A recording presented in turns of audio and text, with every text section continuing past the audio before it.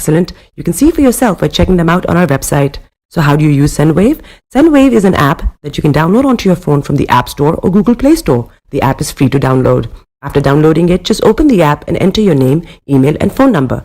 That's it. You're good to go. Make sure you use the promo code SR. S for Starr, R for Radio.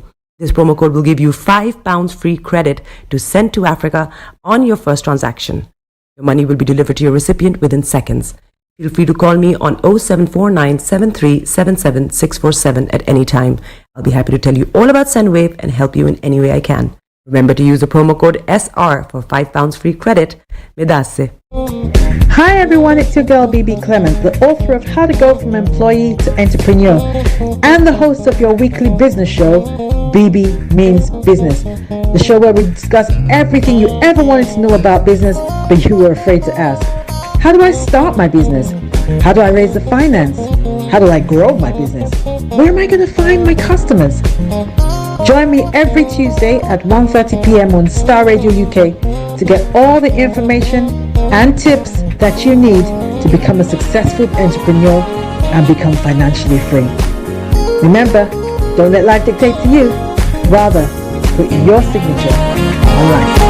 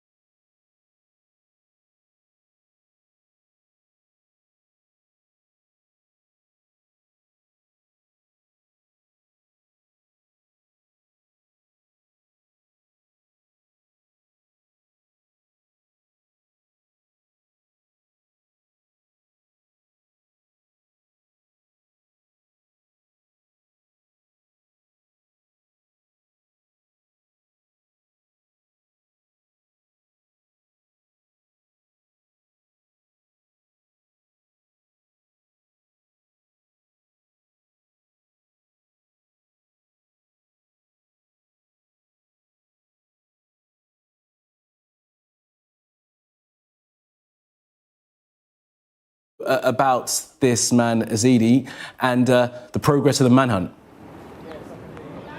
Well, we now know that Yazidi could have travelled from Newcastle on the day of the attack, and clearly the residents that live locally here are still coming to terms with the events that took place on Wednesday evening, events that saw 12 people in total injured, 11 of which had to go to hospital. Of course, that includes the 31-year-old and her two children, 8-year-old and a 3-year-old, who were also victims of this chemical substance. It's an incident that's really shocked the local community here, but it's also raised concerns across the country as the Met Police are now working with Northumbria and British Transport Police trying to locate Yazidi. Because of that, they have shared more information. They've shared an image of Yazidi at the last known location. This was at a Tesco's in North London. Police say that he is easy to identify, and that's because he has an injury to the right side of his face. Police are warning, though, that if members of the public do see Yazidi, not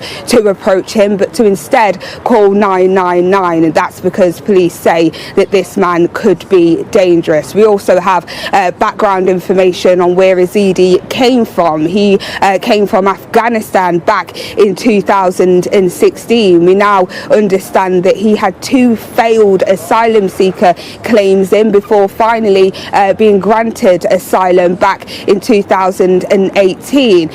Actually in back 2021 to 2022. But what's interesting is this conviction that he had back in 2018, one count of sexual assault and one count of exposure that he pleaded guilty to. He was sentenced to 9 weeks in prison for the charge of sexual assault and 36 weeks for the charge of exposure. However, both of those sentences were not prison sentences, and they were suspended for 2 years. This, Sky News understands, was before the final asylum application was granted. So there's now lots of questions about this, about the asylum process, and also about violence against women and how seriously these offences are taken. These are questions, though, for politicians. For police, their focus is on finding Yazidi.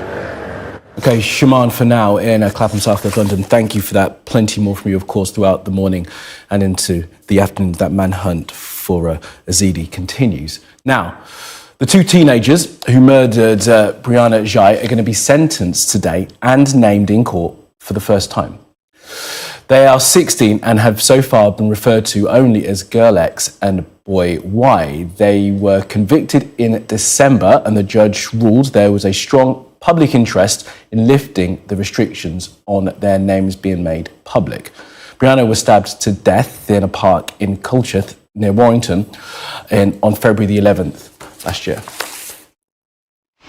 All right, let's bring in our chief North of England correspondent, Greg Milam. Greg, it's good to have you with us. You're at Manchester Crown Court. We're expecting proceedings to get underway in the next 30 minutes or so. And as I said there, the judge has decided to release the names of these two individuals. Yeah, as you say, throughout the proceedings, they've been known as Girl X and Boy Y. That is because they're juveniles, they're under 18, they're still only 16 now.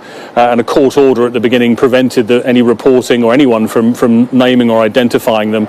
At the end of their trial, the judge said she would lift that order at the point that they were sentenced, which will happen today. And therefore their names can be reported. Any judge has to weigh up the risk of harm to that child against the public interest. And the fact is that the fact that the public, they believe, should have as much information as possible about what happened. The judge saying that this was a particularly brutal murder, that these two people had engaged in a significant degree of planning about that murder, and the fact that they are children still in the eyes of the law themselves. She said that the shock about what happened went way beyond the community in and around Warrington, and that it was and is an exceptional case. Also the fact that these two will turn 18 next year, and at that point any restriction on identifying them would lift automatically, so therefore it was inevitable that their names would come out, and she felt it was in the public interest for that to happen now. So as well as that naming, they will be sentenced for what in the trial was described as the sustained and violent assault that led to Brianna's death almost a year ago now, February the 11th. And the planning that had gone on, the preoccupation with violence and torture and death that these two people had, according to the prosecution, that they discussed killing Brianna. They had a very detailed plan. A plan was found in the girl's bedroom detailing almost exactly what ultimately did happen to Brianna, and they also had a list of other children, 4 other children, in addition to Brianna, that they planned to kill. So that sentencing will take place. The judge has told them that they face life in prison. It will just be the minimum term that she can set, that she will reveal to the court today. Court. Greg, for now, Manchester Crown Court appreciates that. Of course, we'll be back with you once proceedings get underway at around 10:30. That's when the judge is expected to lift restrictions over the naming of those two individuals convicted of the murder of Brianna Ghey. We'll be back in Manchester once proceedings get underway at about 10:30. All right, let me bring you some of today's other news now. And the average water bill in England and Wales is expected to increase from April. Water companies have forecast a 6% above inflation rise, meaning an extra £27 a year for households. In return, the firms say they're going to invest $14.4 billion to address sewage flows into rivers and seas. A report from Cancer Research UK has found improvement in survival rates is stalling. Nearly half of people with cancer survive for 10 years or more. Back in the 70s, it was less than a quarter. Now, the biggest improvements in treatment were made in the 80s and 90s. There have been fewer such developments since 2010. And the researchers also say nations with more funding and quicker diagnosis have better outcomes. There are many factors that affect improvements in cancer survival, and no one reason that's driving this slowing. There's things like delays in people coming forward with symptoms. We're not diagnosing enough cancers early. There are restraints in diagnostic capacity that are affecting how quickly people can be diagnosed, and treatments aren't getting through to the NHS fast enough. Right, now in a few months' time, working parents of 2-year-olds living in England will be able to access 15 hours of free childcare. In order to deal with staff and funding shortages in the nurseries, the government's offering a cash incentive to new employees. But thousands of parents who've already applied for the scheme say they've been left in limbo, and experts have told us they're going to be left disappointed. Here's our political correspondent, Tamara Cohen. You stand up. Finding great childcare that's also affordable can feel out of reach. Oh my gosh! From April, working parents of 2-year-olds have been promised 15 free hours a week. The problem is, many don't know if they're going to get it, and it's not free for nurseries, many of which are still waiting to hear how much they'll be paid. We haven't got our rates from the local authority yet. I think we have in our 2-year-old room possibly about 10 families who have already applied and sent over codes. But at the moment we're just waiting and asking them or telling them that we'll be in touch when we have more information, because we don't have anything to share yet. I'm down on my knees. Parents are already asking about the next stage in September, when the free hours will be offered to babies aged just 9 months. Calling bright minds and big hearts. Nurseries are already short of staff. This government advertising campaign begins today, offering tax-free cash payments of £1,000. The Education Secretary couldn't confirm how many people would be needed. We haven't announced the actual figures, but we will over time. We will over time. What's your message to those parents who are still in limbo and they don't know whether they can work that extra day or rent that slightly bigger home next year because they haven't had any clarity yet? Well, as of this morning, 6 a.m. this morning, there's over 100,000 parents who've got their code. So many people have. We issued all of the rates in November. So every local authority has the funding rates that we are providing, which are much increased funding rates. So everybody can be comfortable that we are putting the investment that's required. Experts say the government will have to think again. There's a big panic, which is not very good for parents who think that, they're going to come on April the 1st and we're going to have all these places, which isn't going to be the case. And so that's been the real problem, and now everyone is trying to scramble to fix it. This is the biggest expansion of childcare ever attempted, with just weeks to get it running smoothly. Tamara Cohen, Sky News. Now, the US Secretary of Defense has warned Iran over what they call a multi-tiered response following that attack on a US base in Jordan that left 3 US soldiers dead earlier this week. Lloyd Austin said it was a dangerous moment for the region and hinted towards possible action. But we will take all necessary actions to defend the United States, our interests, and our people. And we will respond when we choose, where we choose, and how we choose. We will have a multi-tiered response, and again, we have the ability to respond a number of times, depending on what the situation is. I'm pleased to say our security and defence analyst, Professor Michael Clark, is here with us now for more on this. Professor Clark, good morning to you. Great to have you with us. Lloyd Austin there talked of a multi-tiered in the American response. What does that actually mean? Well, I think he's reflecting, Kamali, in a way what Tony Blinken said a few days ago, is that when we respond, it'll be across the spectrum. It won't just be a military attack. It might be other things like sanctions, might be a cyber attack. It might be all sorts of diplomatic moves as well as some military moves.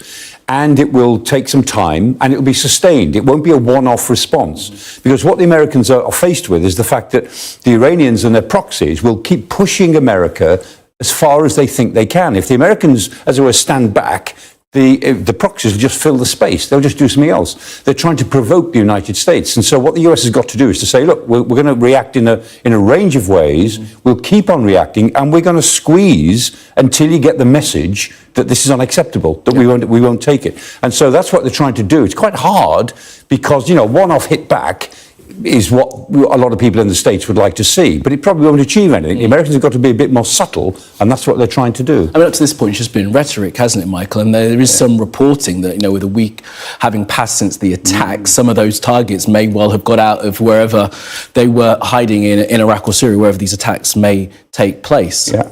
Why has there been no response? And in a way, that was the idea. Give them some time to move out of the way. There's a sort of courtly dance going on between the United States and Tehran. And I think the Iranians have been indicating that they are getting a bit alarmed that they're getting too close to the threshold of a war, which they don't want, and that they would lose. They know that. But they play games right up to that point. And the Americans are trying to get them to pull back that point to establish the fact that the threshold is a lot lower than you thought it was, Tehran, so don't be silly.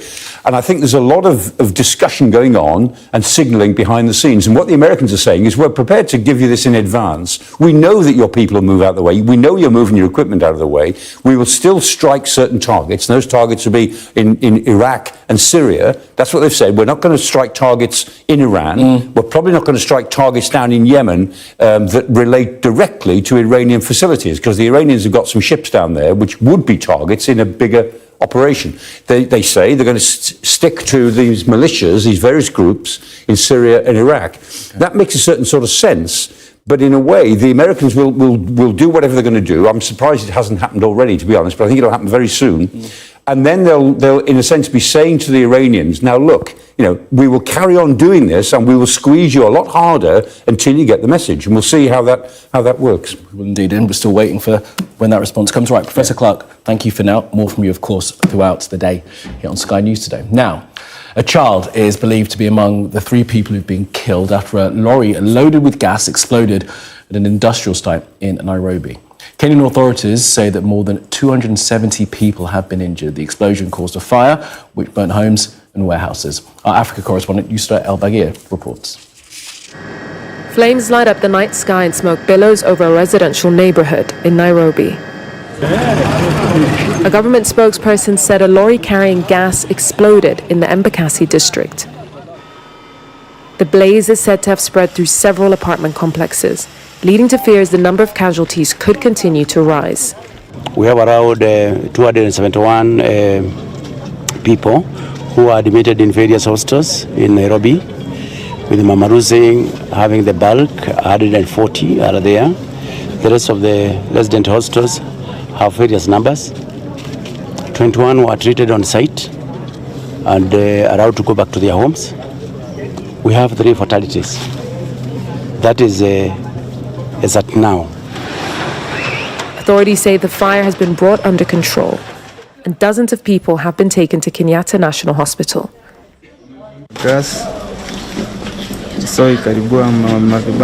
The gas blew up shops and people's houses. People got hurt and others died.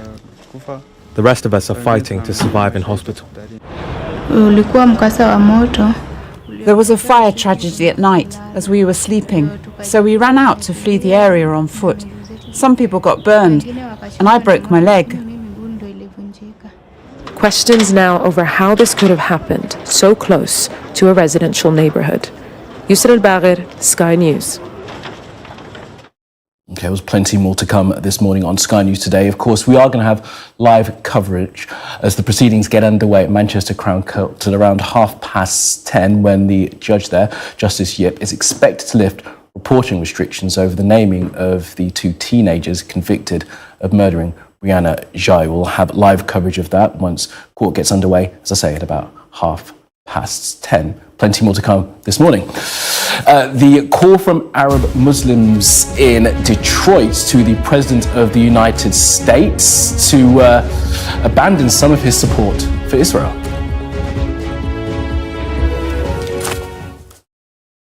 They locked me up for 3.5 years and were prepared to throw away the key. And within a couple of seconds, there were a number of armed security. An autism patient's dramatic escape from a secure psychiatric care unit sparks a major investigation. I was petrified. Follow Patient 11 wherever you get your podcasts.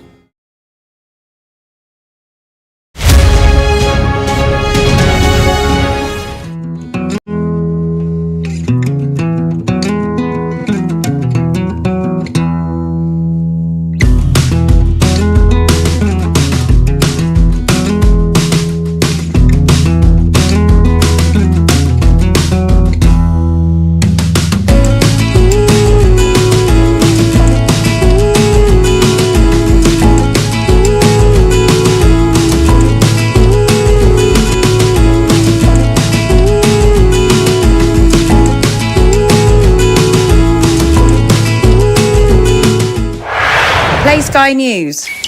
From the Sky News Centre at 7. Now that you're up to date, we can go.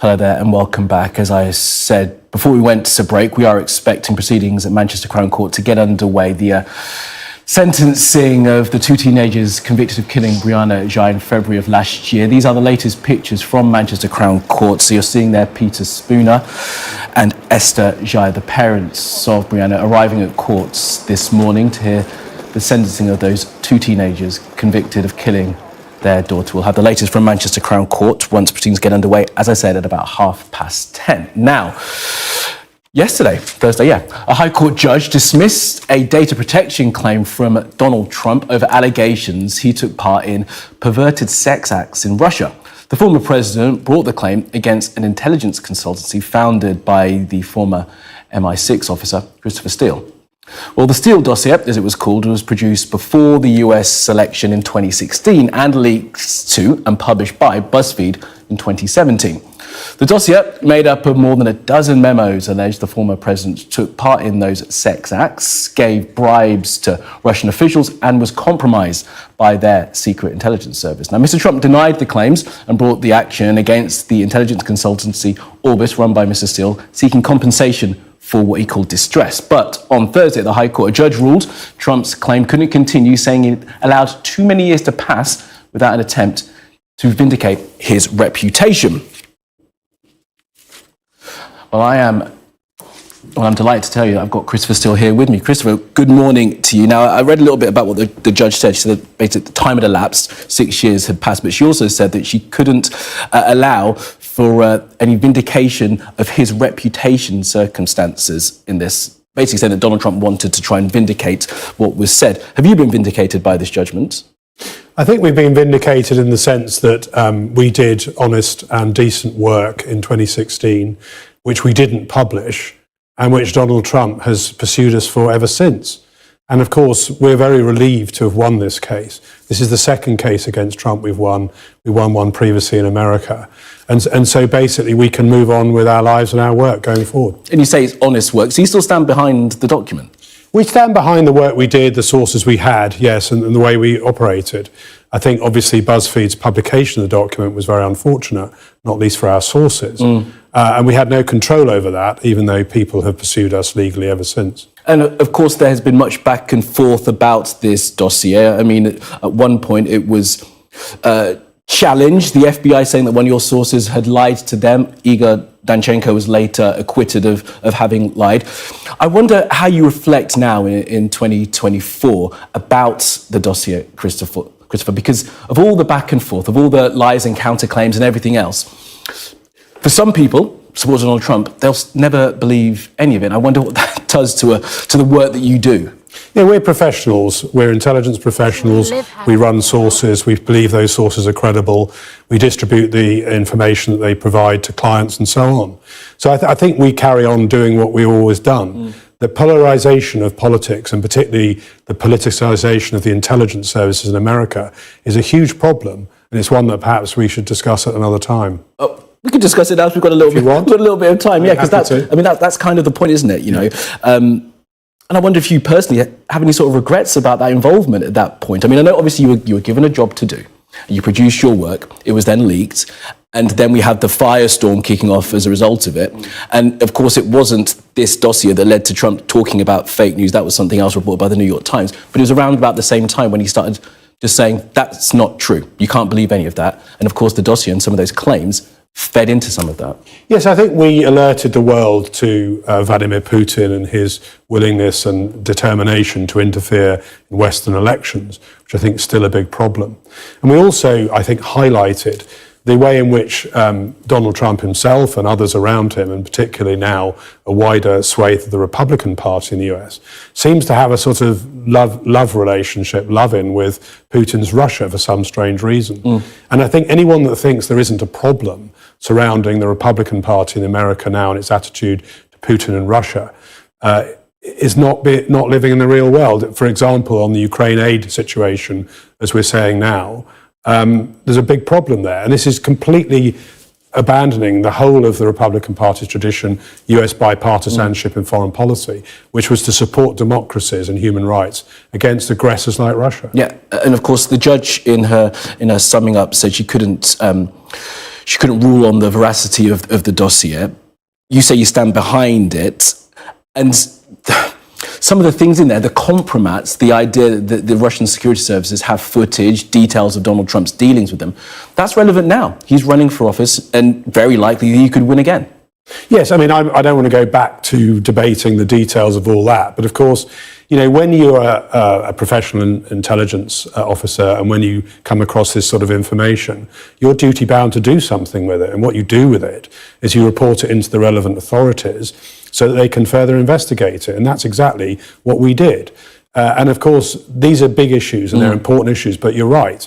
This is as relevant today when you're looking at Donald Trump and others coming to power in America and running in elections as it was in 2016. Would you feel comfortable if he was to win at the end of this year, feeding information like this into a justice system that he was in charge of this time around? I think there are big question marks over that. I mean, one of the issues we had with Trump was that he, on his last day in office back in 2021, published the transcript of an interview I gave to the Mueller investigation, which had been done on the basis that it would never see the light of day. And that compromised several potential sources in Russia, which was a very heinous act in my view. So I think there are serious question marks over intelligence sharing with America going forward, were Donald Trump to be re-elected. That's definitely something we can pick up another time, but I'm being told we've run out of time now. Christopher, thank you very much for being with us. All right. Thank you. You're watching Sky News Today, and still to come, we'll be live in Manchester, where Brianna Ghey's teenage killers are due to be identified and sentenced.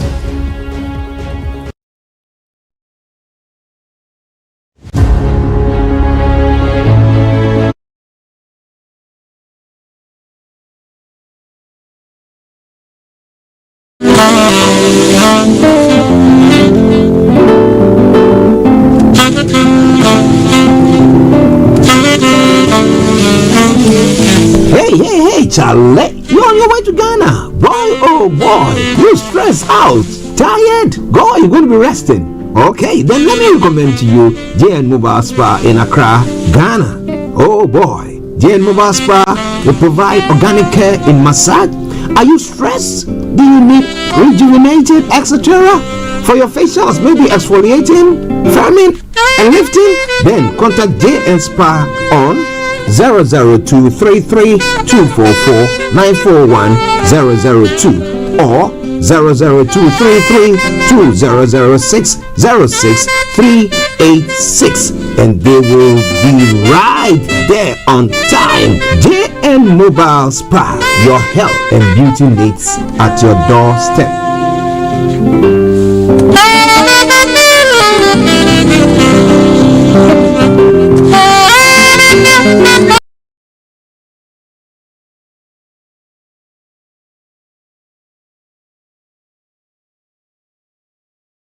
Hi guys, this is your friend Uruj from SendWave. SendWave is a money transfer app that is used by people all over the world to send money to their loved ones in Africa. With SendWave, you can send money to Ghana, Nigeria, Kenya, Uganda, and Tanzania. And the best part is, SendWave is absolutely commission-free. Our exchange rates are excellent. You can see for yourself by checking them out on our website. So how do you use SendWave? SendWave is an app that you can download onto your phone from the App Store or Google Play Store. The app is free to download. After downloading it, just open the app and enter your name, email, and phone number. That's it. You're good to go. Make sure you use the promo code SR. S for Star, R for Radio. This promo code will give you £5 free credit to send to Africa on your first transaction. Your money will be delivered to your recipient within seconds. Feel free to call me on 0749 7377 647 at any time. I'll be happy to tell you all about SendWave and help you in any way I can. Remember to use the promo code SR for £5 free credit. Medasse. Hi everyone, it's your girl BB Clement, the author of How to Go From Employee to Entrepreneur and the host of your weekly business show, BB Means Business, the show where we discuss everything you ever wanted to know about business but you were afraid to ask. How do I start my business? How do I raise the finance? How do I grow my business? Where am I going to find my customers? Join me every Tuesday at 1:30 p.m. on Starr Radio UK to get all the information and tips that you need to become a successful entrepreneur and become financially free. Remember, don't let life dictate to you. Rather, put your signature on life.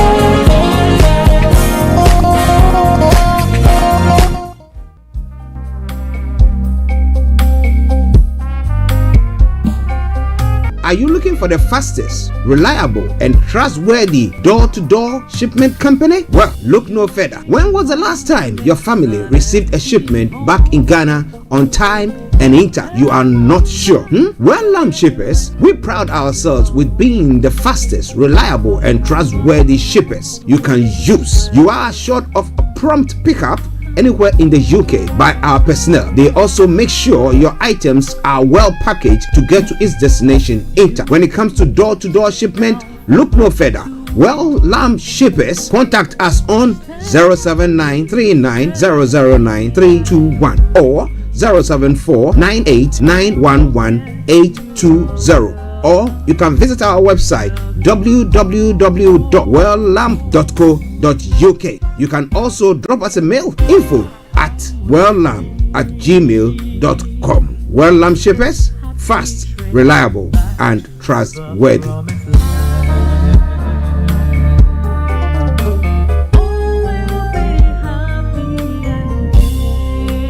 Hey, Charlie, you're on your way to Ghana. Boy, oh boy, you stressed out, tired? Go, you're going to be resting. Okay, then let me recommend to you JN Mobile Spa in Accra, Ghana.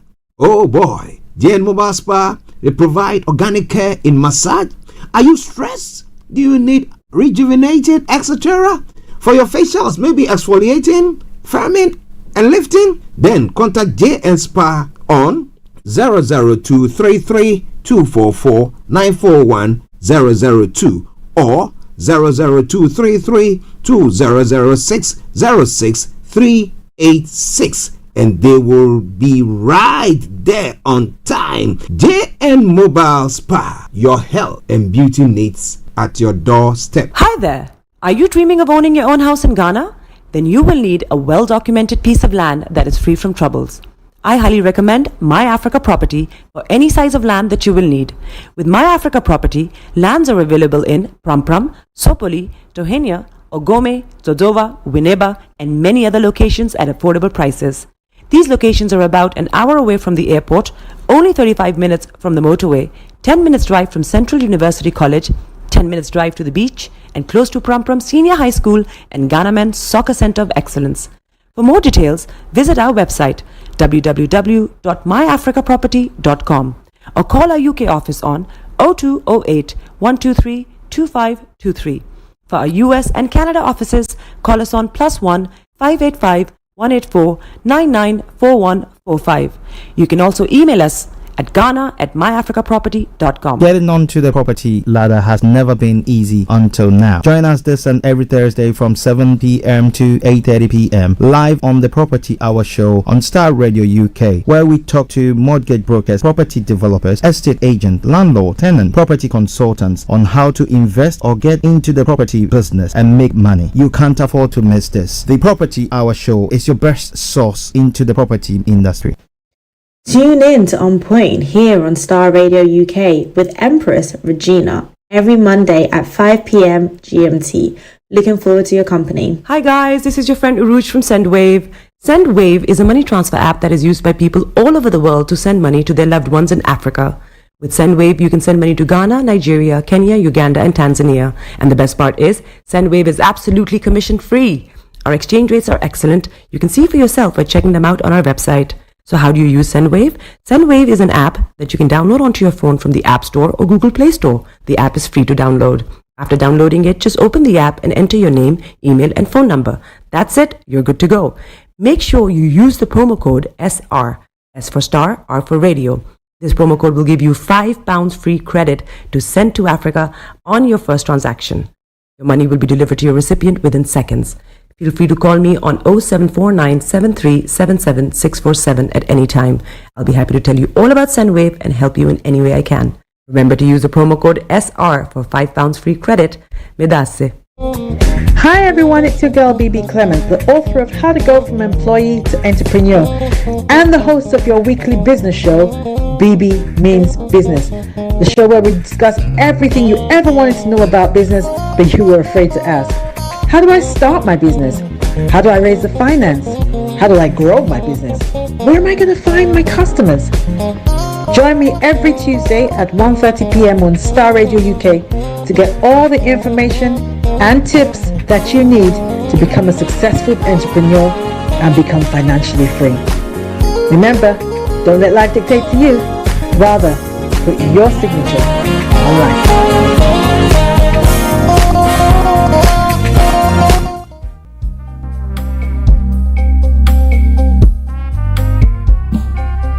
Are you looking for the fastest, reliable, and trustworthy door-to-door shipment company? Well, look no further. When was the last time your family received a shipment back in Ghana on time and in time? You are not sure? Well, Lamb Shippers, we pride ourselves with being the fastest, reliable, and trustworthy shippers you can use. You are assured of a prompt pickup anywhere in the UK by our personnel. They also make sure your items are well packaged to get to its destination in time. When it comes to door-to-door shipment, look no further. Well, Lamb Shippers, contact us on 07939009321 or 07498911820. Or you can visit our website www.welllamb.co.uk.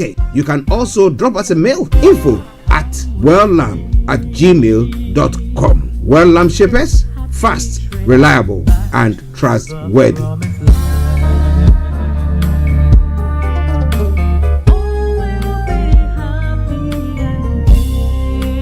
Hey, Charlie, you're on your way to Ghana. Boy, oh boy, you stressed out, tired. Go, you're going to be resting. Okay, then let me recommend to you JN Mobile Spa in Accra, Ghana. Oh boy, JN Mobile Spa, they provide organic care in massage. Are you stressed? Do you need rejuvenating, etc.? For your facials, maybe exfoliating, firming, and lifting? Then contact JN Spa on 00233 244 941 002 or 00233 2006 06386, and they will be right there on time. JN Mobile Spa, your health and beauty needs at your doorstep. Hi there. Are you dreaming of owning your own house in Ghana? Then you will need a well-documented piece of land that is free from troubles. I highly recommend My Africa Property for any size of land that you will need. With My Africa Property, lands are available in Prampram, Sopoli, Tohenia, Ogome, Dodova, Winneba, and many other locations at affordable prices.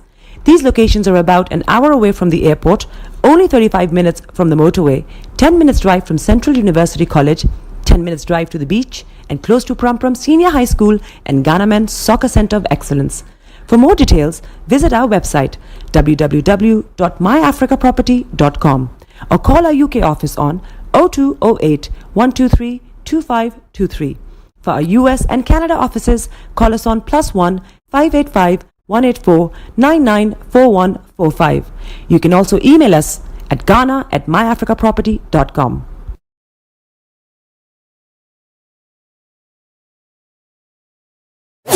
Broadcasting live online. Body is your man. Bekutu, show them you got the cocoa set. Ladies and gentlemen, it's your boy Harry Song, aka Mr. Songs. This is the Kingmaker Baba for the girls. We're here. This is Star Radio. We don't go nowhere. UK, London. We they call them London for home. For here, we they call them London. And I sabi you know, just have fun and stay blessed. Hi there, this is CJ Buckman, your life coach. And whenever I'm in London, I listen to Star Radio UK right here. But guess what? You can listen to wherever you are. The coolest way to start your weekend. The best radio show. Broadcasting worldwide, online 24/7. All around the world.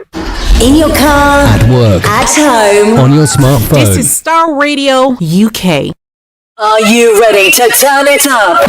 10, 9, 8, 7, 6, 5, 4, 3, 2, 1. Your heart is aching. Smile even though it's breaking. When there are clouds in the sky, you get by. If you smile through your fear and sorrow, smile and maybe tomorrow you find that life is still worthwhile if you just smile. Hey, this is Archie and you are listening to Star Radio UK and The Morning Show.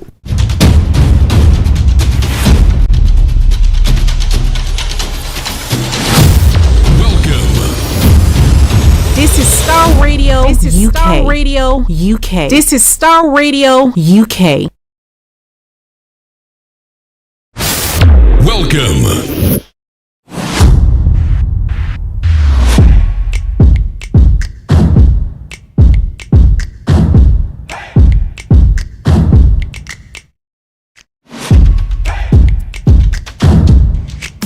Broadcasting worldwide, online 24/7. Enlighten your day with Star Radio.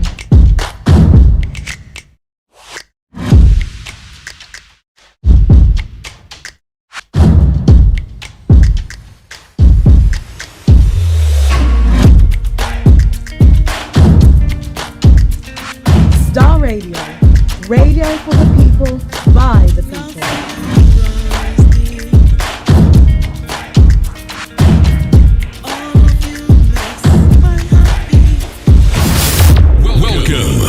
Make a doubt they fade, Jesus, and that's what makes you great. You hold the world in your hands, the hand that made me who I am. Same God now, yesterday. That's what makes you great.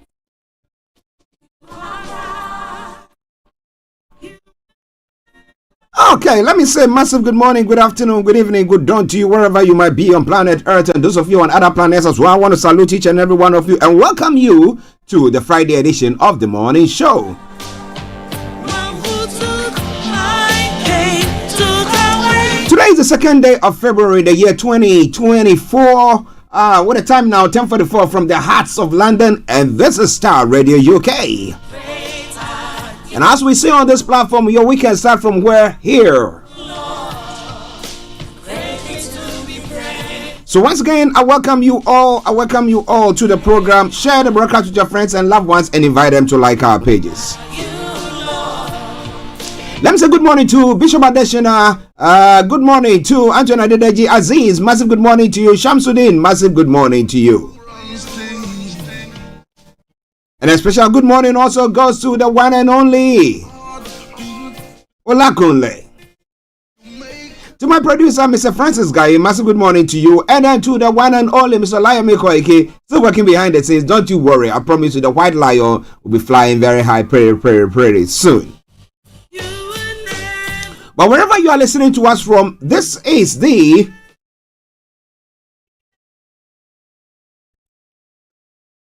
favorite African and Caribbean radio station in London. Felix all the way in Aberdeen, massive good morning to you. Kojodi, good morning. Oh, your colleagues at the RBS office in Lagos, Nigeria. My bishop, I salute them all. Pastor Emmanuel Chidi, massive good morning to you too. And we hope that you are doing and feeling much better.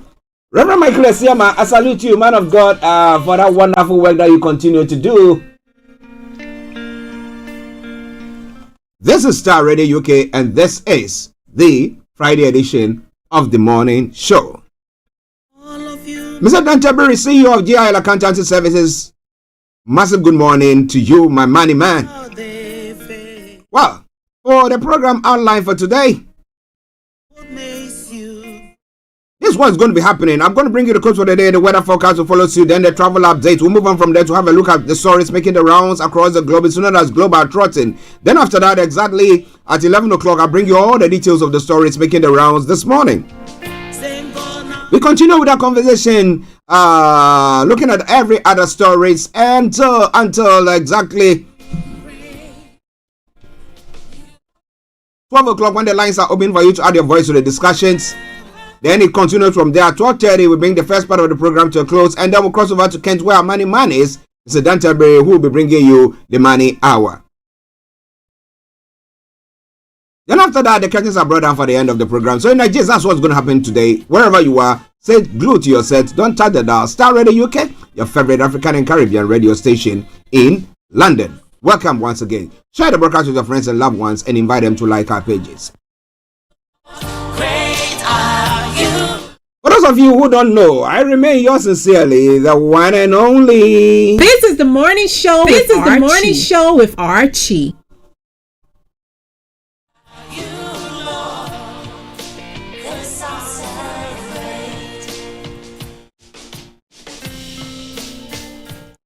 Well, whilst we are going on, let me bring you this. These are the pictures of the corporates, those who actually killed that girl, Brianna. They are Scarlett Jenkins and Eddie Ratcliffe.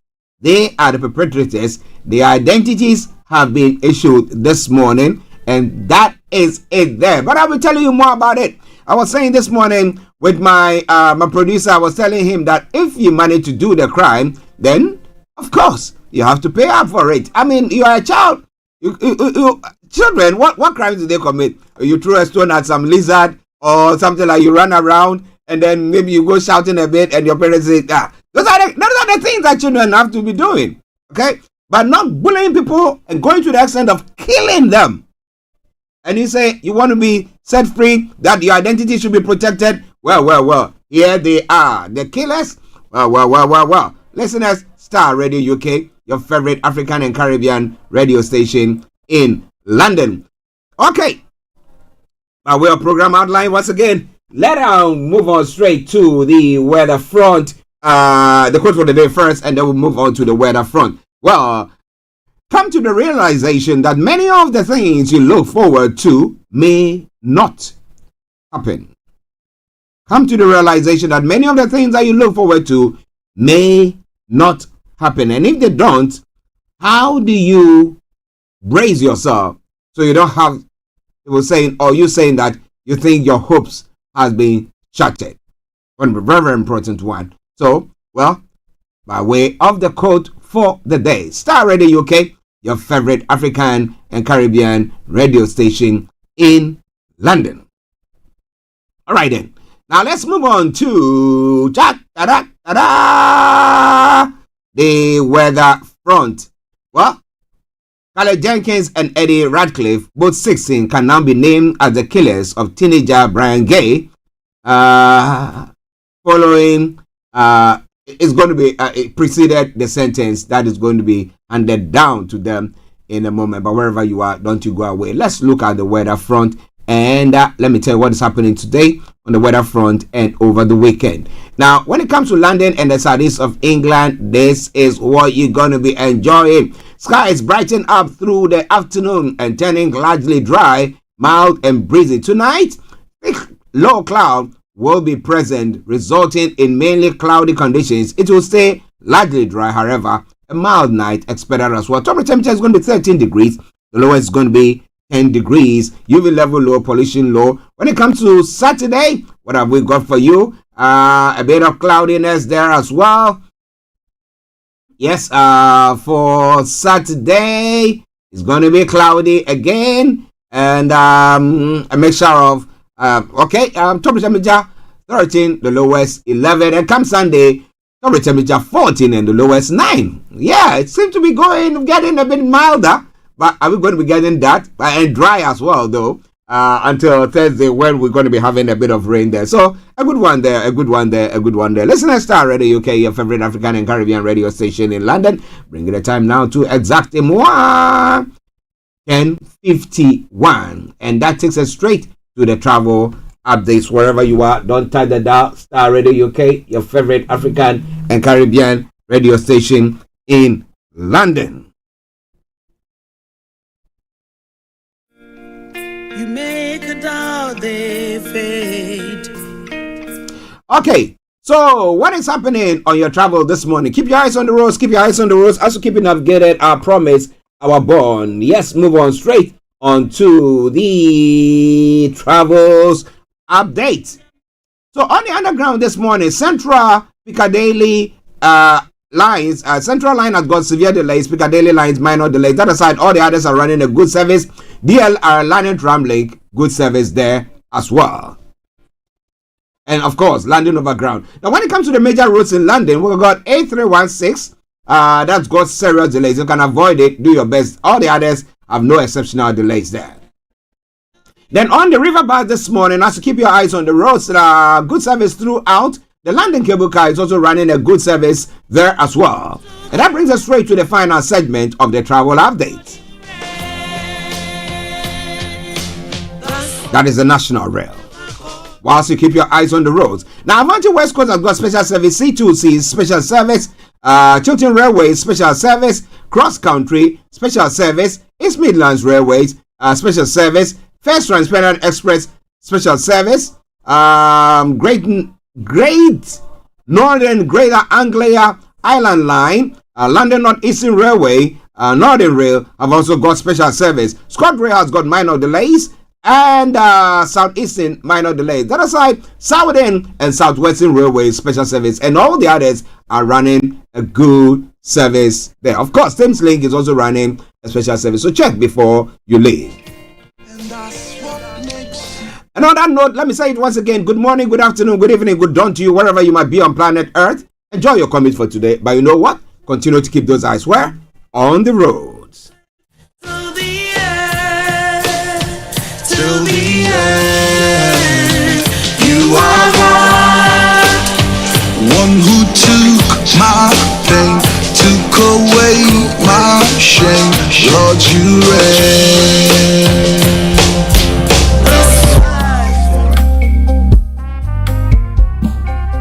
Are you looking for for the fastest, reliable, and trustworthy door-to-door shipment company? Well, look no further. When was the last time your family received a shipment back in Ghana on time and intact? You are not sure? Well, Lamb Shippers, we pride ourselves with being the fastest, reliable, and trustworthy shippers you can use. You are assured of a prompt pickup anywhere in the UK by our personnel. They also make sure your items are well packaged to get to its destination intact. When it comes to door-to-door shipment, look no further. Well, Lamb Shippers, contact us on 07939009321 or 07498911820. Or you can visit our website www.welllamb.co.uk. You can also drop us a mail, info@welllamb@gmail.com. Well Lamb Shippers, fast, reliable, and trustworthy.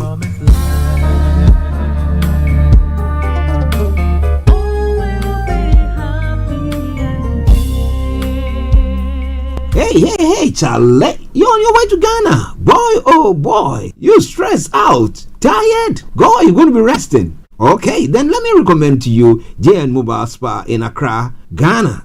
Oh boy, JN Mobile Spa, they provide organic care in massage. Are you stressed? Do you need rejuvenated, etc.?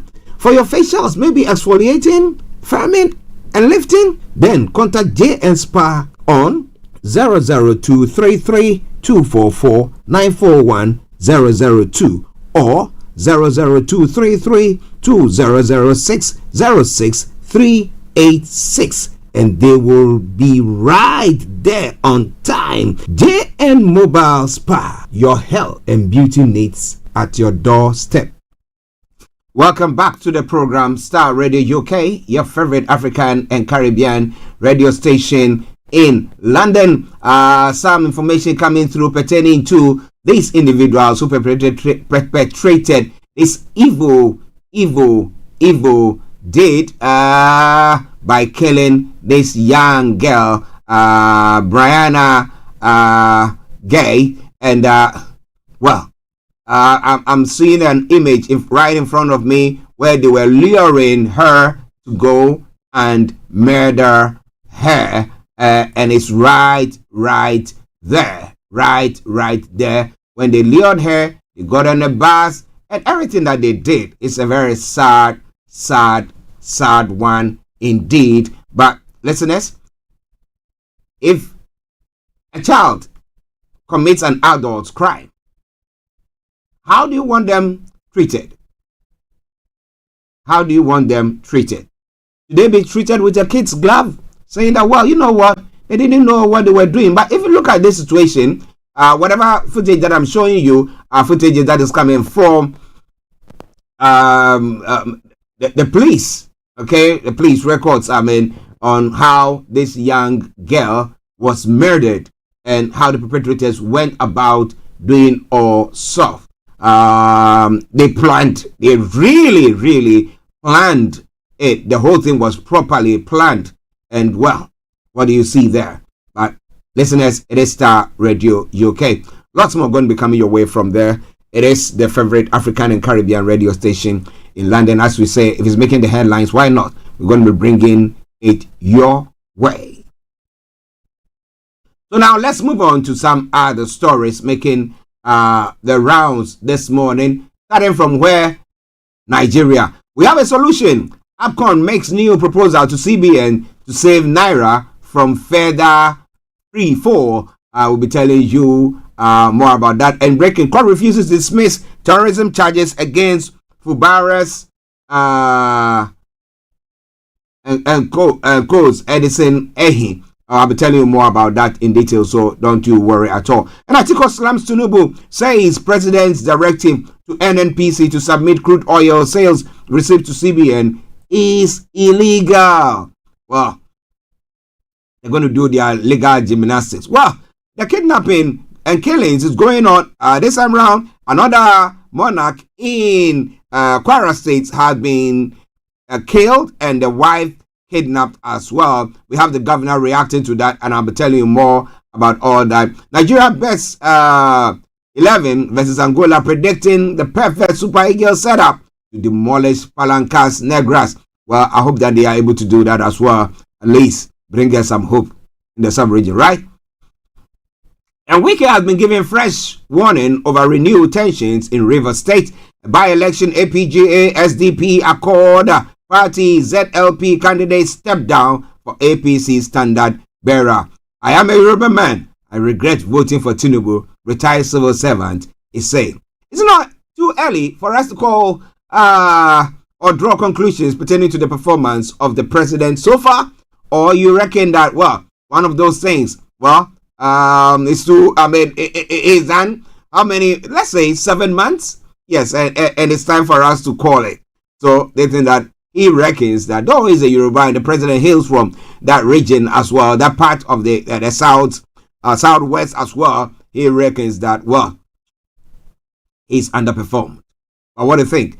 More are going to be coming your way. Do you think the president, if you're scoring the president now, do you think the president has done well, or you think that he has actually let you down? And then Middle Belt Coalition urges President Tinubu. My apologies. I think there seems to be some echo there. Okay. Much better. Yes. Middle Belt Coalition urges President Tinubu to sack naval chief amid allegation of crude theft. How? More going to be coming your way from there. It's coming your way from Starr Radio UK, your favorite African and Caribbean radio station in London. And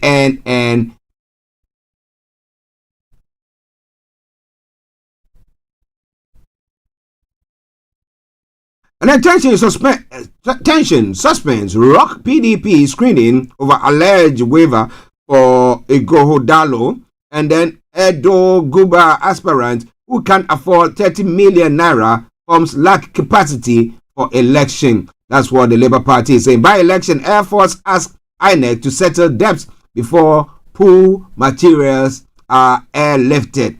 And then up the Supreme Court dismisses Benani's appeal, affirms Fintiri as Adamawa governor.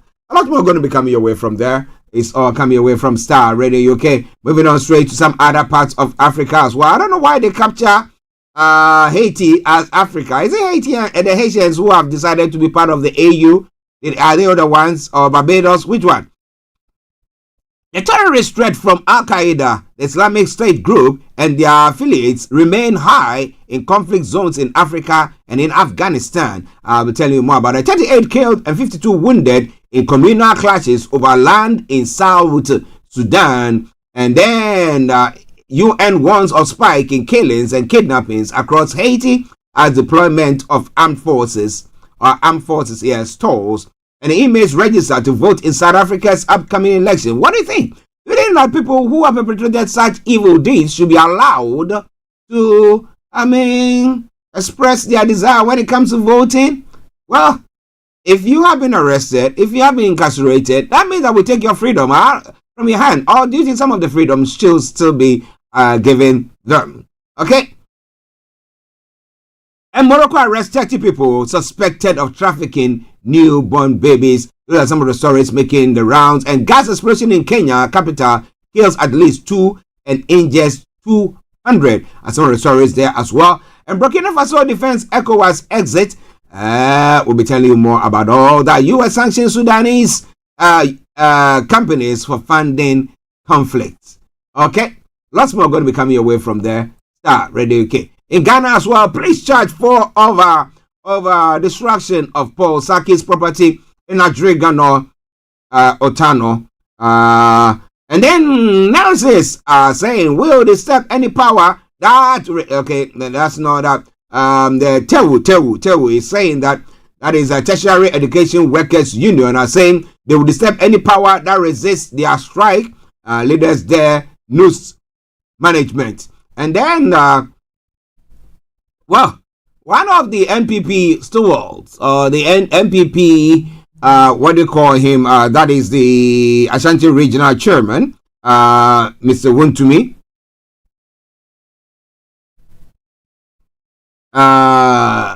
He rain some curses on the Nana Kwekudria, and and to achieve praise, I refuse to overturn the curse. So something happened to him. What do you think is going to be? What do you think should be? That is Starr Radio UK. And judge on BCU OSP case retires. I'll be telling you more about all that while the program goes on. It's all coming away from Starr Radio UK, your favorite African and Caribbean radio station in London. Now, correct your errors, or you will remember that Kama is from Chebi, A plus ones.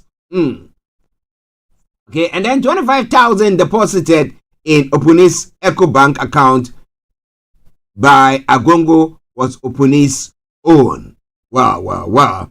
And why since Buache supporters held Konkonte party after defeating Kens? Well, we'll be telling you more about that. Okay, now moving on to this part of the world where this morning the breaking news have come through, but let's go straight to all the news making the rounds in other parts of the world. Kenya gas blast kills 3 and injures nearly 300. Well, I told you earlier on 2 and injuring nearly 200, but now they're saying 3. And U.S. approves plan for strikes on Iranian targets. The strikes in Syria and Iraq will take place over a number of days, American officials have said. And a former CIA backer sentenced to 40 years in prison. Former CIA hacker Joshua Schultz, 35, was convicted in 2022 for the largest data breach in the history of the CIA. But Trump will say, yeah, that is good. Yeah, so far as they are not revealing anything about him, but that will undermine the government in power or anything. Yeah, that was okay. Now, missing Chinese billionaire banker quits all roles. Bao Fan's disappearance in February last year shocked China's business and investing community. And China executes couple who killed 2 toddlers. And Malaysia have ex-prime minister jail term for corruption. And Tesla Jod crashed passengers saved by floating sonar users. I'll be telling you more about that. The users of the sonar boat came to the rescue of 2 people who crashed into Jod in Oslo. Okay, we'll tell you more about that. This driverless cars. What do you think about it? I am a brave person. I do all sorts, but when it comes to some of them, the less I say or I speak about it, the better. Okay, now moving on to some other stories. Yes. Here in the UK, wow, Brianna Gay's killers have been named as Scarlett Jenkins and Eddie Ratcliffe. Let me bring you their pictures once again. Okay. And here they are. And that is Scarlett Jenkins and Eddie Ratcliffe who killed Brianna Gay. Now, the 60-year-old stabbed Brianna Gay to death with a hunting knife in a Cheshire Park in February 2023. A year on, and here they are. Okay, Starr Radio UK, your favorite African and Caribbean radio station in London. Let's move on to some of the other stories making the rounds there as well. But what do you think? As I did say earlier on, well, if you're a kid and you commit such a heinous crime, should you be your identity be protected? I mean, treated with kids' gloves and all stuff. They say, oh, it's going to affect their mental health. Oh, or whatever we do is going to harm them. Now, what about the people the person who was at the receiving end of this criminal activity, cruel act, senseless act? What do you think? I want to have your take on that. It doesn't matter where it is, whether here in the UK, in the US, wherever on earth. You think they should be treated with kids' gloves and say, well, they didn't know what they were doing? If you go through this one, their conversation, text exchanges and stuff like that had gone on between them, so that this one was a proper plotting to kill the person.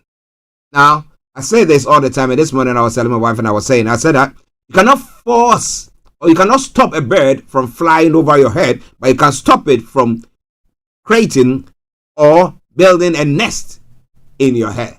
Right? Good. Okay. A Clapham suspect convicted of sex offense in 2018. A new image shows Abdul Jacob Zedi with facial injuries, as it revealed he was granted asylum in 2021 or 2022. What had gone on exactly? Is it mental meltdown, or what exactly had gone on for him to go through a corrosive substance on this woman and her kids? Were they his family of a sort? What exactly went on? Now, cash offers for new childcare workers amid shortages. £1,000 payment will be offered to thousands joining the early years sector in England. Well, so if you are there, you're not sure what you're going to do, you're going to get £1,000. Get yourself in there. Oops. All right then. And water bills to rise above inflation in April as well. AI will not be the destroyer of jobs, says Bank of England governor says AI has great potential as Lord's report urges UK to embrace AI. Are you ready for it? Now, improvement in cancer survival rates slowing down. The number of people beating the disease was rising 5 times faster in 2000. Because of the COVID and everything that had gone on, and cutting of funds and all those things might have somehow affected the improvement in survivor rates there. And toxic road runoff polluting Bake Off stream. Now, river flowing past the famous white Bake Off tent is among those polluted by chemicals and tire particles. Okay. Lots more going to be coming your way from there. It's all coming your way from Starr Radio UK, your favorite African and Caribbean radio station in London. 11 minutes past the top of the hour at the time, the morning show. Let's enjoy some music, and I will be with you. And don't you go away.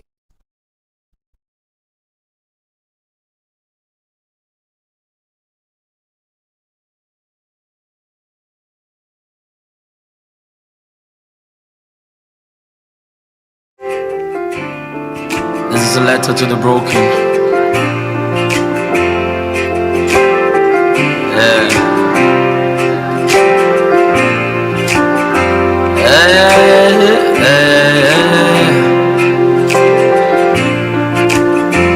Don't get discouraged. I see you fighting all the demons in your life that have wreaked heavy carnage. Don't be dismayed. I know you think that your dreams and everything that you hope for seem to delay.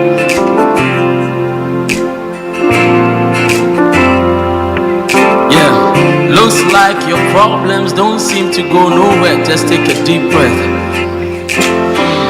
People talk about you, it's got you feeling down and really stressed. Don't tell me you don't know the trouble that I've been going through. You self don't know, see the same thing they go through. Me self and they go through too. Who told you the lie? When you fall, it's the end of your life.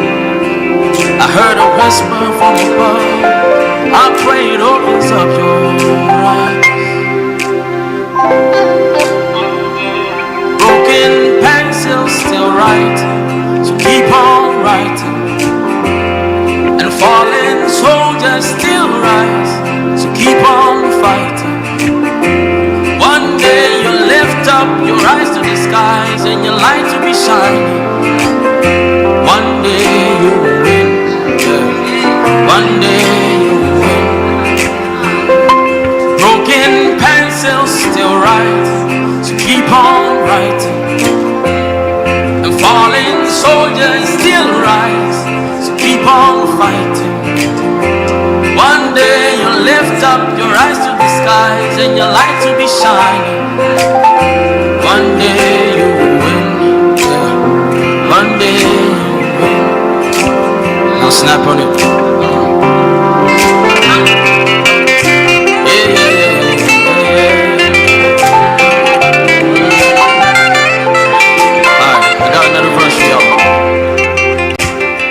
News around this life is not fair. Greed is all we see. You gave your heart to the wrong folk, they broke it, and now you put it on free. Fake life on Instagram and Snapchat got you feeling ungrateful. My sister, if you could see the real them, you know you are being a great fool. You wrote a paper and failed. Sit down and write it again. One day you will kill him. He broke your heart and you cried. Give love another try. True love will heal him. I'm not trying to look down on your problems. No, no, no, no, no, no. I know say you don't know how you sabi solve them. Yeah, yeah. Allow me to introduce you to someone I know. He's a specialist in handling cases and issues we don't blow. If you fell, just rise. If you fell, just rise. If you fell, just rise. Wipe the tears from your eyes. If you fell, just rise. If you fell, just rise. Wipe the tears from your eyes. If you fell, just rise. If you fell, just rise. Wipe the tears from your eyes. If you fell, just rise. If you fell, just rise. Wipe the tears from your eyes. Broken pencils to rise. Keep on writing. Fallen soldiers still rise. Soldiers still rise. Keep on fighting. Yeah. One day you lift up your eyes to the skies and your light. This is Starr Radio UK. Broadcasting worldwide online 24/7. One day you win. One day you blow. Your wedding bells will ring. One day you win. The paper you pass it again. First class is waiting for you. International scholarship is coming. Yeah, scholarship, yes, it's coming. Yeah, you come out of your own house. One day you shall go ride your own car. One day you win. One day you win. Your album go hit. Your ministry go blow. One day you win. Don't mind the haters, they don't know. Your enemies will see you on TV. Your haters will see you on Instagram. People will know that God has done it. The fixer of your life, He will fix it. Yeah, one day you win. Yeah, one day you win. Yeah, one day you win. This heaven, you will make up one day. One day you will win. Well, one day you will win. One day you will win. It doesn't matter the challenges that you might be going through. I believe that one day definitely you will win.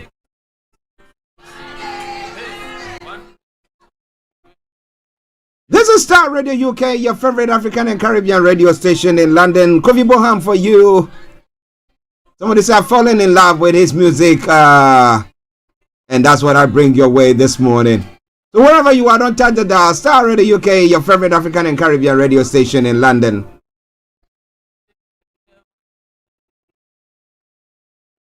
We take a quick break and then I bring you the rest of the stories making the rounds. Stay tuned, don't you go away. Hi guys, this is your friend Uruj from SendWave. SendWave is a money transfer app that is used by people all over the world to send money to their loved ones in Africa. With SendWave, you can send money to Ghana, Nigeria, Kenya, Uganda, and Tanzania. And the best part is, SendWave is absolutely commission-free. Our exchange rates are excellent. You can see for yourself by checking them out on our website. So how do you use SendWave? SendWave is an app that you can download onto your phone from the App Store or Google Play Store. The app is free to download. After downloading it, just open the app and enter your name, email, and phone number. That's it. You're good to go. Make sure you use the promo code SR. S for Star, R for Radio. This promo code will give you £5 free credit to send to Africa on your first transaction. Your money will be delivered to your recipient within seconds. Feel free to call me on 0749 7377 647 at any time. I'll be happy to tell you all about SendWave and help you in any way I can. Remember to use the promo code SR for £5 free credit. Medasse. Hi everyone, it's your girl BB Clement, the author of How to Go from Employee to Entrepreneur and the host of your weekly business show, BB Means Business, the show where we discuss everything you ever wanted to know about business but you were afraid to ask. How do I start my business? How do I raise the finance? How do I grow my business? Where am I going to find my customers? Join me every Tuesday at 1:30 p.m. on Starr Radio UK to get all the information and tips that you need to become a successful entrepreneur and become financially free. Remember, don't let life dictate to you. Rather, put your signature on life.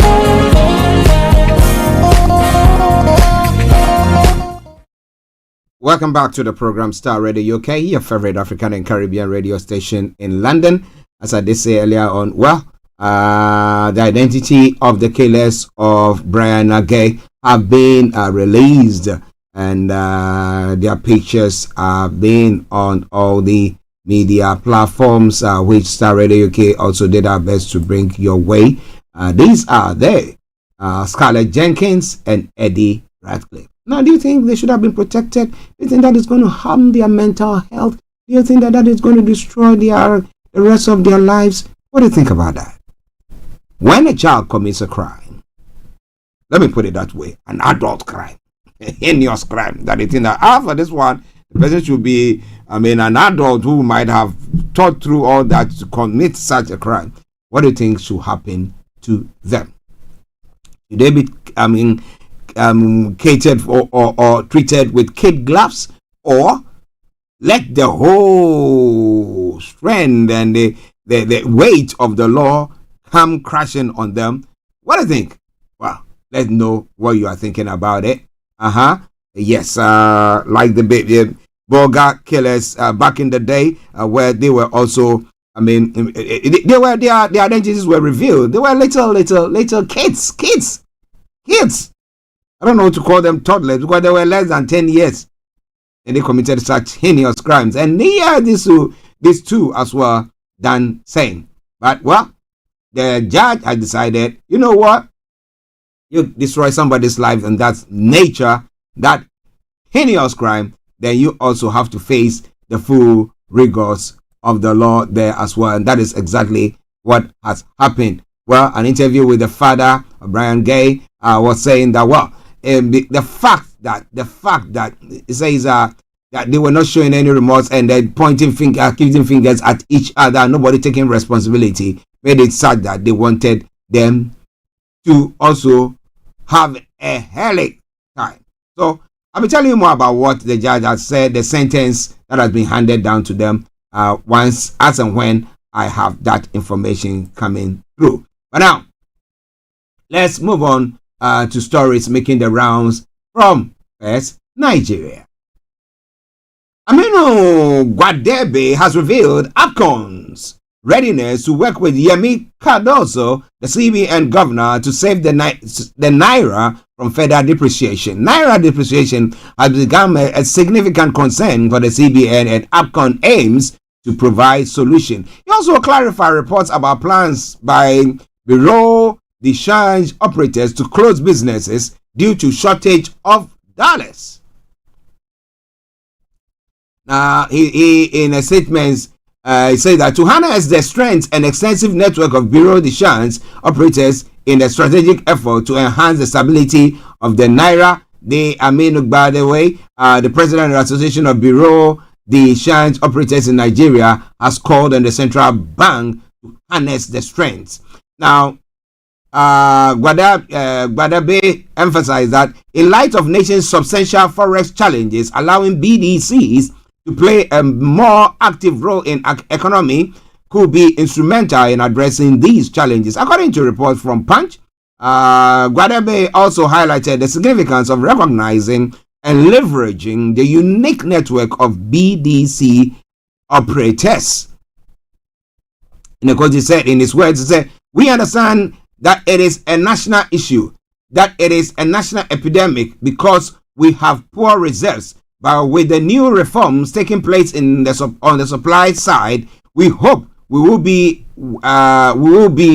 welcome on board. This is our expectation, and we are confident that the regulators will listen to us. We are also telling the central bank that if it wants to bring down the exchange rate, the Bureau de Change remain the most acceptable one. We are urging the central bank to utilize the strengths and network of BDCs, and as the Bureau de Change, it will help them to achieve their aim.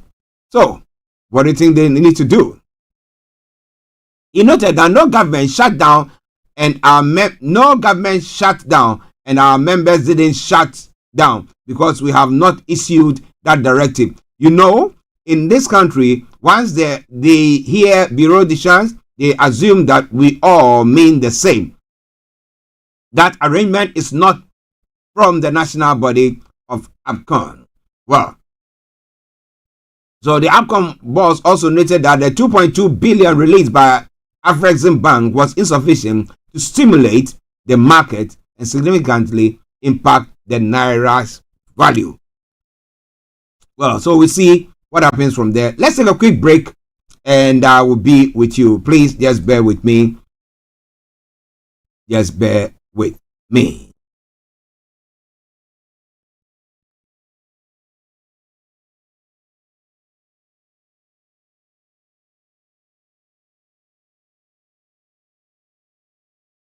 Hi guys, this is your friend Uruj from SendWave.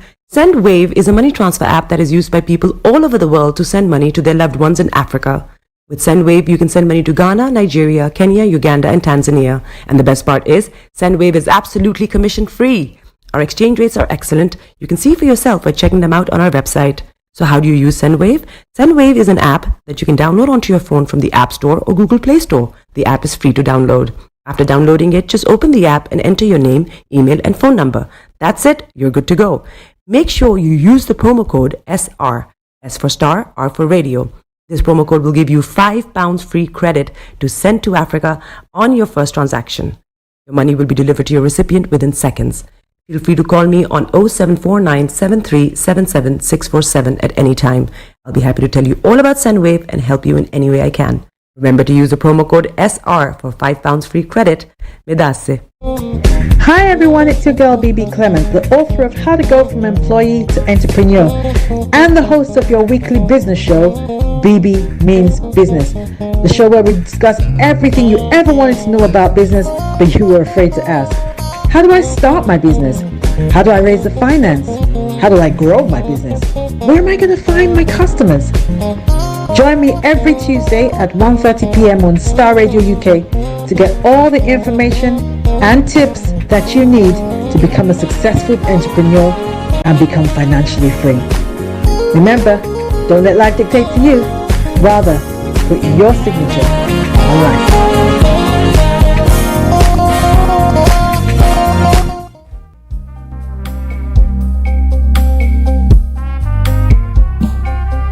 Are you looking for the fastest, reliable, and trustworthy door-to-door shipment company? Well, look no further. When was the last time your family received a shipment back in Ghana on time and in time? You are not sure?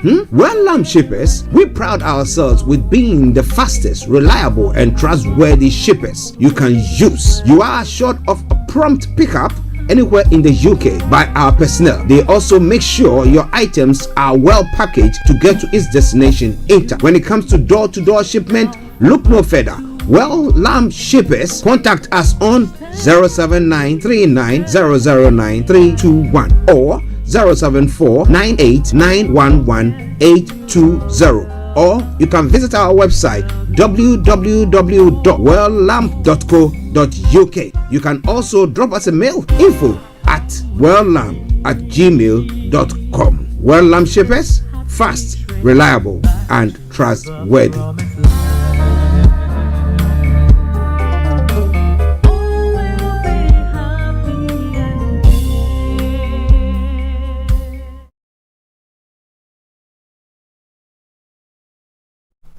Welcome back to the program Star Radio UK, your favorite African and Caribbean radio station in London. Thank you very much for holding on for me. As I said, there was something pressing that I needed to see to urgently, and that's why I had to take that short break. And thank you very much for bearing with me. Okay. Now, let's move on to some of the other stories making the rounds from Nigeria at 11:29. And this time round pertaining to, a court had refused to dismiss terrorism charges against Fubara's cause Edison Ehi.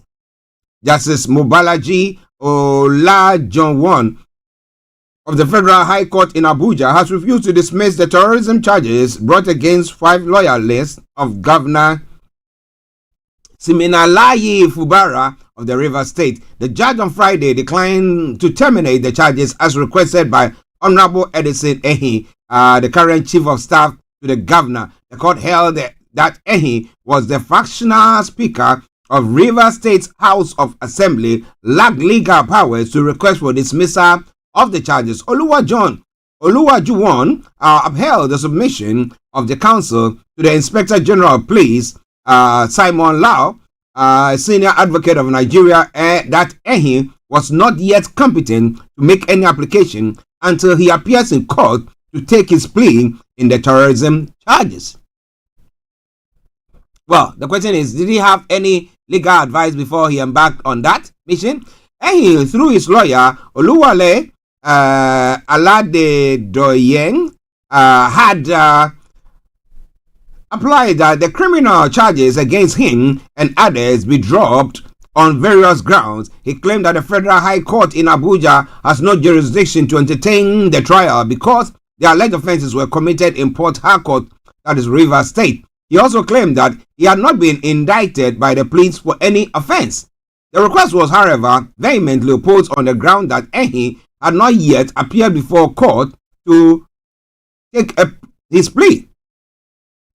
Now, the police lawyer cited Section 396 of the Administration of Criminal Justice Act ACGA 2015. In a brief ruling, Oluwajuwon dismissed the request of the former speaker and upheld the arguments of the IGP. The judge said the charge sheet only indicated that Ehi is at large and not yet listed on the charge as required by law. He counseled the chief of staff to either surrender himself to police or appear in court to take a plea before he could qualify to make any application. The 5 defendants on the charge sheets are Chime Eguma Zebaleke, Prince Lukman Oladele, Kenneth Goodluck Kasa, Oshiga Donald, and Ochu Eja. Thank God. In the 7 count charges, the defendants were accused of committing alleged terrorism offenses by invading, vandalizing, and burning down the Rivers State House of Assembly in the wake of the political crisis that rocked Port Harcourt in October last year. Well, what do you think?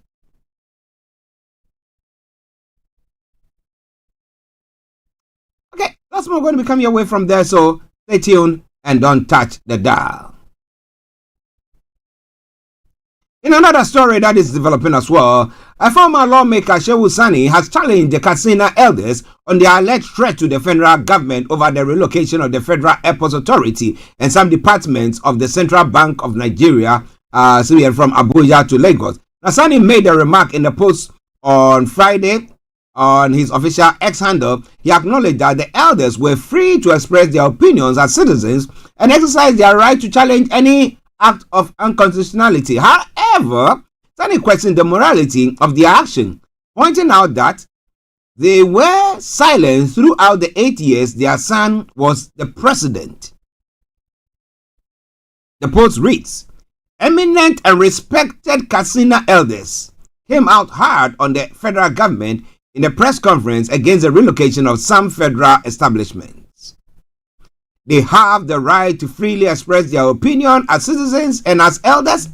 I believe in their right to challenge any act of unconstitutionality, but one may ask the morality of their action. Having kept silent for 8 years when their son was president and half of their state was taken over by terrorists. Now, where were they when their women were raped, children kidnapped, and villages set ablaze by terrorists? Where were they when the nation's treasury was looted and their state region were impoverished under the leadership of their king? Should we only speak truth to power when our kinsmen are not in power? That is the question he's asking. But what do you think about all that? It is Starr Radio UK. But in relation to that story as well, let me bring you one from Nigeria. The social critic and human rights activist Aisha Yusufu on Monday reacted to the Arewa Consultative Forum protest against President Bola Tinubu's approval of the relocation of the headquarters of the Federal Airport Authority of Nigeria and some department of the Central Bank of Nigeria from Abuja to Lagos. Yusufu said the northern part of the country plotted against itself. Not plotted against itself. Wanda Bai G Bari Ba Yaji Ho Ho. She posted on her X handle on Monday.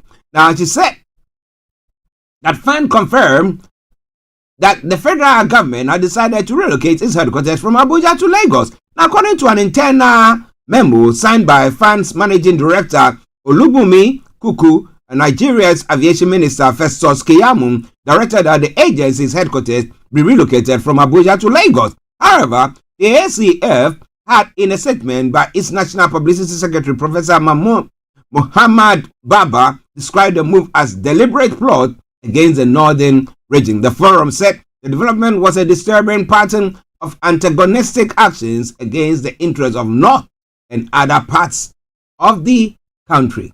But I think that is cool. But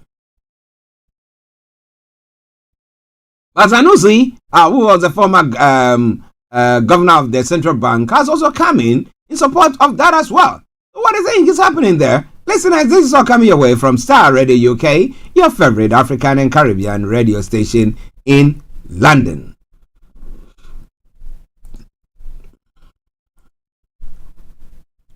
Well, Atiku Aslam Tinubu saying President directive to NNPC to submit crude oil sales receipts to CBN is illegal. Former Vice President Atiku Abubakar has condemned the directive by President Bola Tinubu to the Central Bank of Nigeria to take over the responsibility for crude oil sales proceeds from Nigeria's National Petroleum Company, that's the NNPLCL. In a statement he signed on Thursday, Atiku described the directive as illegal and that it undermines the operational independence of the National Oil Company. President Tinubu reportedly asked the NNPCL to send its receipts for crude oil sales to the CBN for vetting and documentation.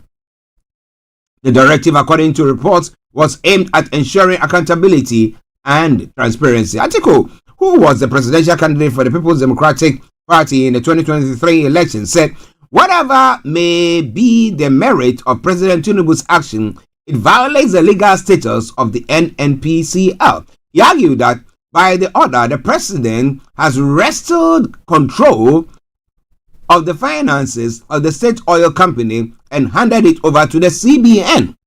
Whatever may be the merit of the new arrangement, the presidential directive is a violation of the legal status of the NNPCL. It's an arbitrary order capable of undermining the operational independence of the NNPCL. By this order, Mr. President has wrested control of the finances of the NNPCL and donated the same to the Federal Ministry of Finance and the Central Bank of Nigeria, he said. The former vice president said state-owned enterprises are not subject to such arbitrary orders and have full control over their finances within the confines of their respective establishment laws. So what do you think? What do you think? You want that any attempt to undermine the operational independence of the NNPCL will be hindrance to any chance of attracting investment and attaining global relevance in the petroleum industry. Article said CBN should be allowed to perform its core function as provided in the extant law. The federal government's directive to the CBN to take crude oil sales proceeds from NNPCL is not legal. It undermines operational independence of the national oil company without prejudice to the possibility of any good that was intended in the decision of the federal government to make the Central Bank of Nigeria take over the responsibility for crude oil sales proceeds from the Nigerian National Petroleum Company Limited. It must be clearly stated that the action is not legal in its application, although, as usual, of the current administration, little has been communicated to the public about the explaining details of the decision. According to what is publicly available, the president has issued a directive that henceforth the NNPCL will submit receipts for crude oil sales to CBN for vetting and documentation. It is Starr Radio UK. It is your favorite African and Caribbean radio station in London at exactement 11:40.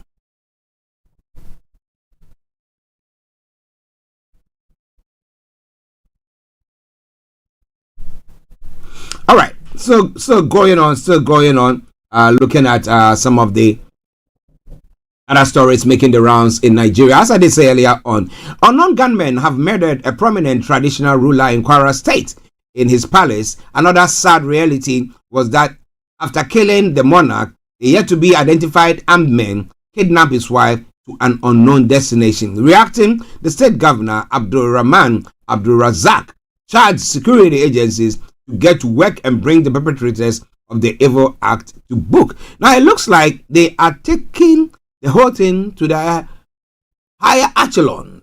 And, well, let's see what happens from there. Maybe they will sit up and now make sure that security is actually instilled in the country. But barely 3 days after yet to be identified gunmen killed two traditional rulers in Ekiti State, the palace of Olukoro of Koro in Ekiti local government area of Kwara State was invaded. The criminals killed traditional ruler of the community, General Shogun Aremu, retired. The spokesperson of the Kwara State Police Command, Tong Ejiri Adeyemi, confirmed the incident in a statement issued in the wee hours of Friday, February 2, and noted that an investigation was underway. Leadership report had added. Now, reacting, Governor Abdulrahman Abdul Razak described the incident as reckless, shocking, and abominable.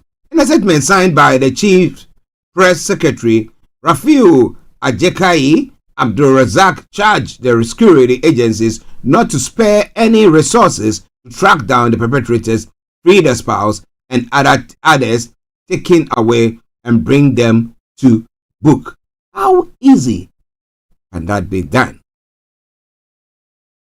Well, when it comes to that of the Ekiti monarch's death, 13 suspects have been arrested, and police has shared a detail about that. So we hope that all the perpetrators are actually arrested, and then we'll see what happens from that front. It's all coming your way from Starr Radio UK, your favorite African and Caribbean radio station in London. Well, Wike, who is the federal capital minister, okay, He's been what do you call it? What are the chieftaincy title? Though under his watch, there have been what do you call it? Again, another what do you call it? Kidnappings that have gone on. Amidst kidnapping, Wike has been bestowed chieftaincy title in Abuja. Yes, Wike, the Federal Capital Minister, have been conferred with the title of Sakin Yaki, that is a warlord, in the community in the Gwalada area council of the FCT. The development was announced by the Aguma of Gwalalada, Chief Muhammad Magaji, on Thursday when the minister visited to inaugurate an emergency road project. The traditional ruler commended the minister for the development of rural projects within the short period that he resumed the office. Okay, well, the Agoma Kwaladala Chief Muhammad Majid announced this on Thursday, February 1, when the minister inaugurated emergency construction and rehabilitation of the area's council 9-kilometer Paycon Korin Ibua Road. In his comment, he commended Wike for the giant strides in rural development within the short time he has assumed office and said they were eagerly expecting his approval for the coronation. While thanking the minister for taking the bold steps to develop rural communities in the federal capital, Magaji expressed optimism that the project would facilitate the development of the area. Inaugurating the project, Wike said it was part of a 30-kilometer roads that will be constructed across the 6 area council of the territory. This is all coming your way from Starr Radio UK. Updates from Nigeria. Now, in a bid to ensure accountability, transparency, and good governance in Nigeria state, a coalition of 5 groups under the umbrella of the Middle Belt Pan-Nigerian Forum has called for the resignation of the Chief of Naval Staff, Vice Admiral Emmanuel Ogala. The coalition, through its spokesperson, Dr. Donaladi Siseko Dangana, believes that the naval chief's continual stay in office may impede the investigation into his alleged involvement in crude theft, contract splitting, and other corrupt practices. The allegations against the naval chief were first brought to light by concerned Nigerians, a coalition of civil society organizations with prominent activities and lawyers, barristers Pelomi Olajegbeshi, Esquire, Comrade Deji Adeyanju, Comrade Mohammed Suleiman, SK Barrister Aisha Waliki, Esquire, and Comrade Ogunwoye Samson in a petition to the President through the Ministry of Defense. The timing of this allegation is concerning as Nigeria's economy has been facing challenges since the administration of President Bola Tinubu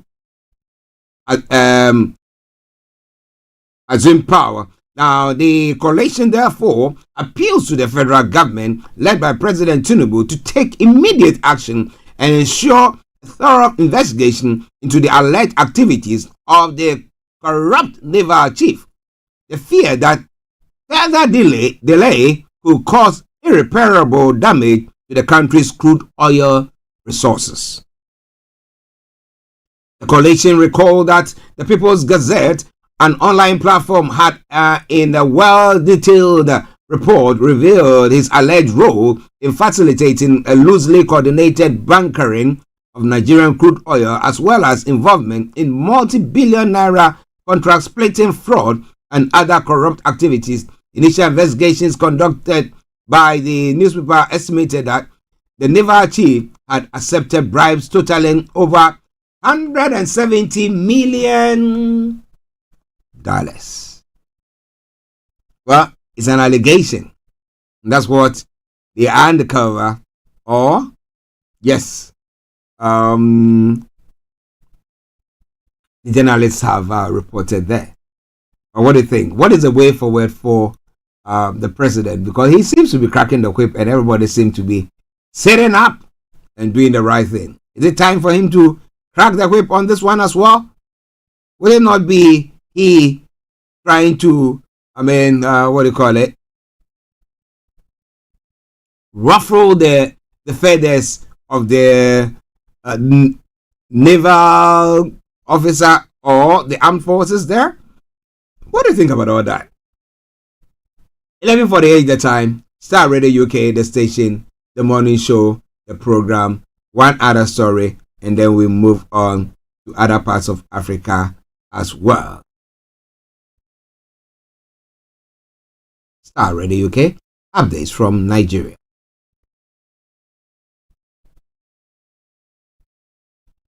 Okay, 1 second more. If it doesn't, then okay. Now, Minister of Solid Minerals Development, Dele Alake, has said the miners and operators in the sector owe the federal government more than 2 trillion naira. Now, during a meeting with the licensed minerals holders and laterite sand operators in the Kaduna yesterday, he stressed that the administration of President Bola Tinubu is determined to halt the activities of illegal miners across the country. Warning against activities of illegal miners, Alake has said miners in Kaduna State alone were owing the federal government over 300 billion naira. Now, Alake pointed out that the government will not relent in its efforts to take adequate measures against anyone caught in illegal mining across the state and the country in general. He described illegal mining as a big crime that could not be accepted in the country. Alake, who was represented by the acting zonal mines officer, Northwest Zonal Office of the Ministry of Solid Minerals Development, Kutman Ali, urged the operators not to go to the field without a mining license. He directed those who collected their mining licenses to report to the mines office in Kaduna to collect their permit. Now, after collecting a license, you must come to our office so that you will be given what we call a permit to mobilize to the site. It is a letter that will introduce you to the state and local council as well as communities through their traditional rulers and security agencies to make carrying out mining activity easy for you, he explained. Well, if that is it, that would be good. But according to the minister, the purpose of the meeting was to explain his mission and vision on his plan for the mining sector, particularly miners and operators for the 2024 and beyond. Listeners, this is Star Radio UK. That has been the updates from Nigeria. A quick break, and I'll bring you updates from other parts of Africa as well. This time around, where are we going? We're going to Kenya. And if you see the burns that people have sustained from the gas explosion in Kenya, oh boy, more than 300 people have been injured. But stay tuned, don't you go away. Hey, Charlie, you're on your way to Ghana. Boy, oh boy, you stressed out, tired? Go, you're going to be resting. Okay, then let me recommend to you JN Mobile Spa in Accra, Ghana. Oh boy, JN Mobile Spa, they provide organic care in massage. Are you stressed? Do you need rejuvenating, etc.? For your facials, maybe exfoliating, firming, and lifting? Then contact JN Spa on 00233 244 941 002 or 00233 2006 06386, and they will be right there on time. JN Mobile Spa, your health and beauty needs at your doorstep. Everywhere you go, Afrobeat reggae dancehall taking over. Everywhere you go, Afrobeat reggae dancehall taking over. Yo, what's up, people? This is a boy Raskin Bobo One. Tune in every day, every night at the Star Radio UK with the big man them Archie. When I say Orta, you say fire. Welcome back to the program, Star Radio UK, your favorite African and Caribbean radio station in London, bringing the time now to exactly 7 minutes to the top of the hour.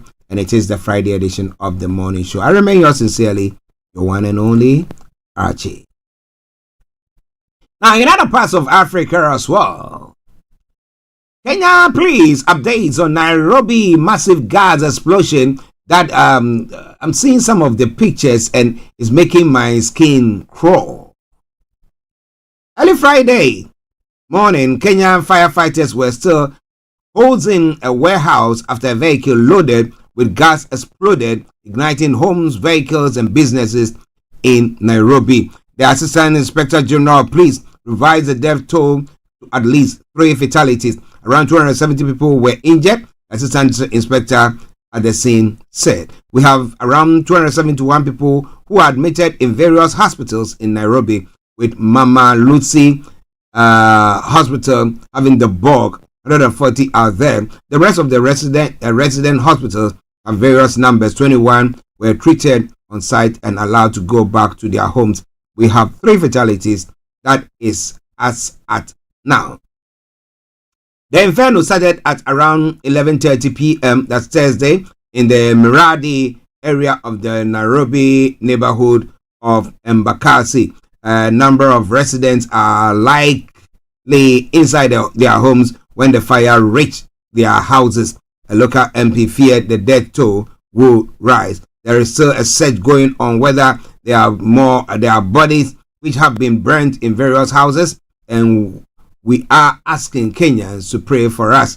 Babu Owino, MP Mbakasi, said. Now, this is a time when we are saddened by such an incident that's never occurred before. An explosion of a truck loaded with gas ignited a huge fireball, and the flying gas cylinders set off the fire that burned down on the Oriental Godown, a warehouse that deals with garment and textiles. Quite a sad one there. But it's all coming your way from Starr Radio UK, your favorite African and Caribbean radio station in London. The U.S. Secretary of State Antony Blinken has hosted Kenya's counterpart Musalia Mudavadi in the U.S. We'll be telling you more about that in a moment. But in other stories making the rounds, Burkina Faso has defended its exit from ECOWAS.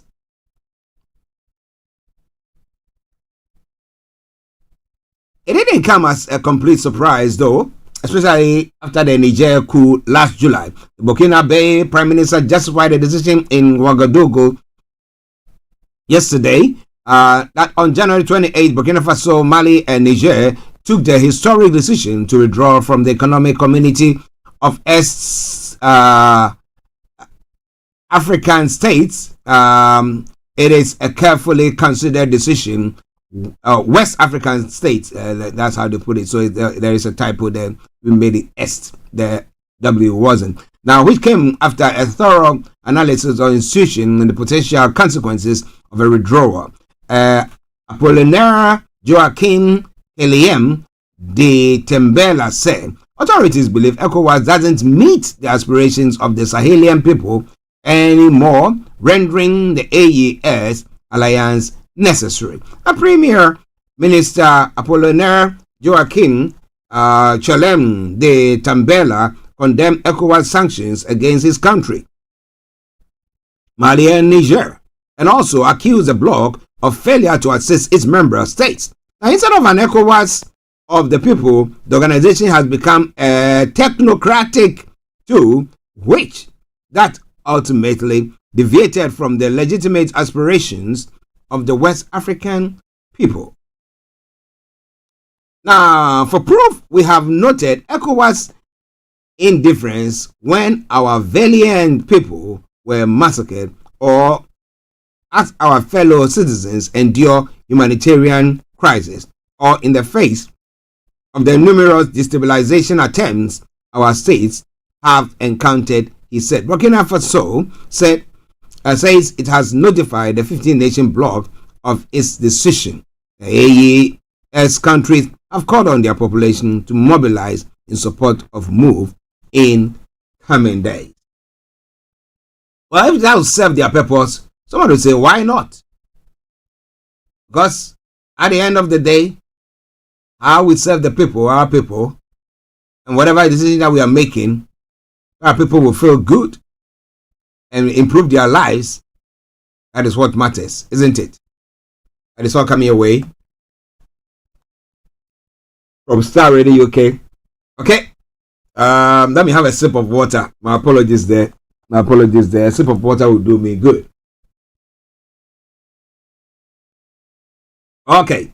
You can have yourself a cup of tea or whichever is appropriate. All right.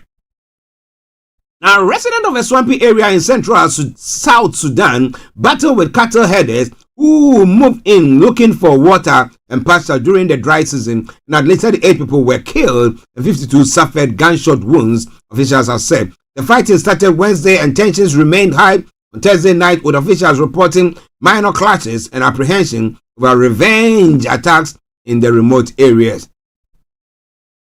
The information minister of Warrap State, William Womayom, said fighting took place in the Alor area, which is in Lake States and borders both Warrap and Unity States.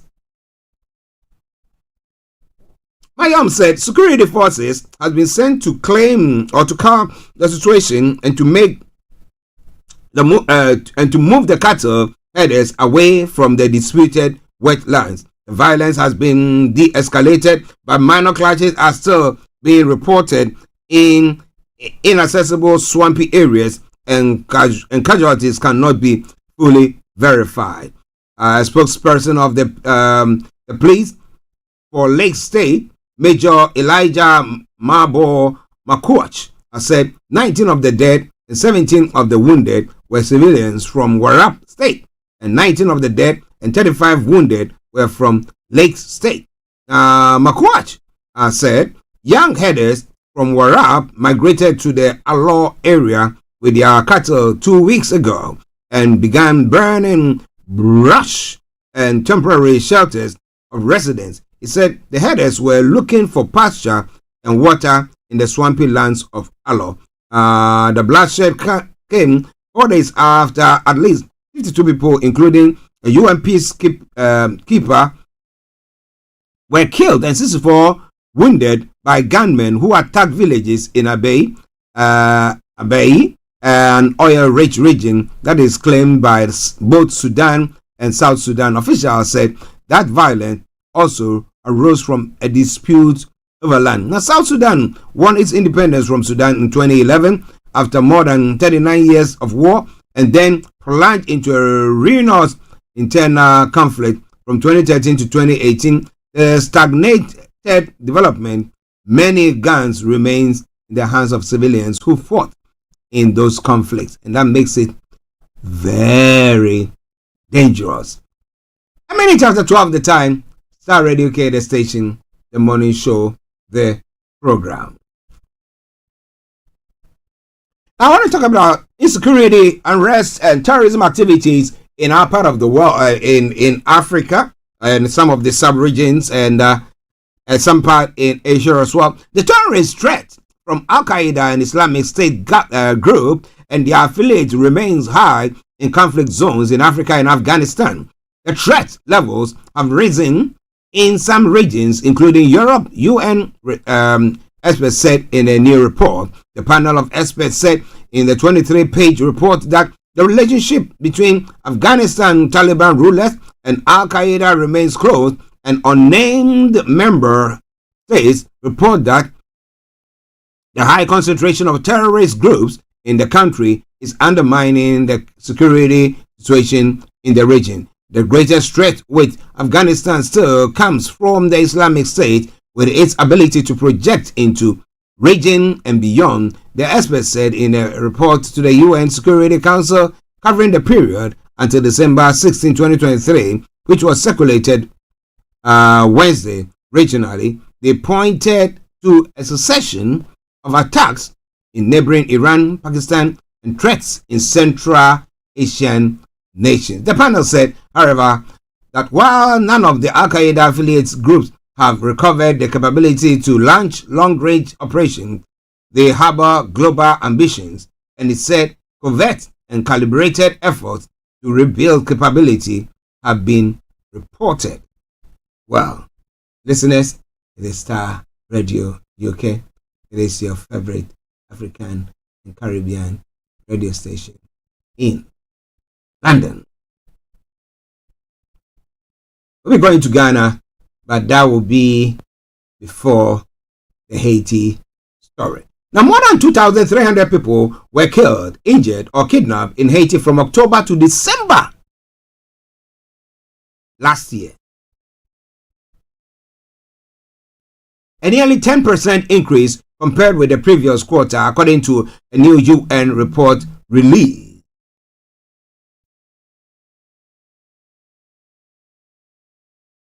The number of killings alone spiked to more than 1,600 during the period, which officials blaming the vacuum created by the death of a powerful gang leader known as Andres Iska for unleashing territorial fights in the Side Soleil slum of Port-au-Prince that killed and injured nearly 270 people over roughly 2 weeks in the late November.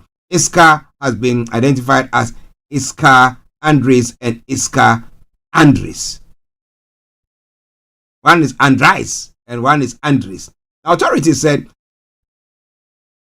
fights occurred when a powerful gang federation known as the G9 Family and Allies, which also targeted an opposition gang coalition called GPEB. In addition to the loss of human life, the humanitarian toll of the clashes was disastrous. Over 1,000 people were forced to abandon their homes and take refuge in nearby areas, stated the reports by the United Nations Integrated Office in Haiti, known as PINA.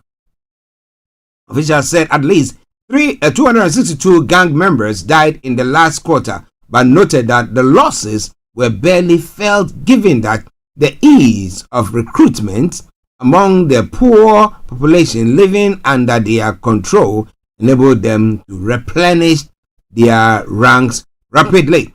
The report also found that nearly 700 people were kidnapped from October to December, an increase of nearly 20% compared with the previous quarter. Listeners, it is Star Radio UK.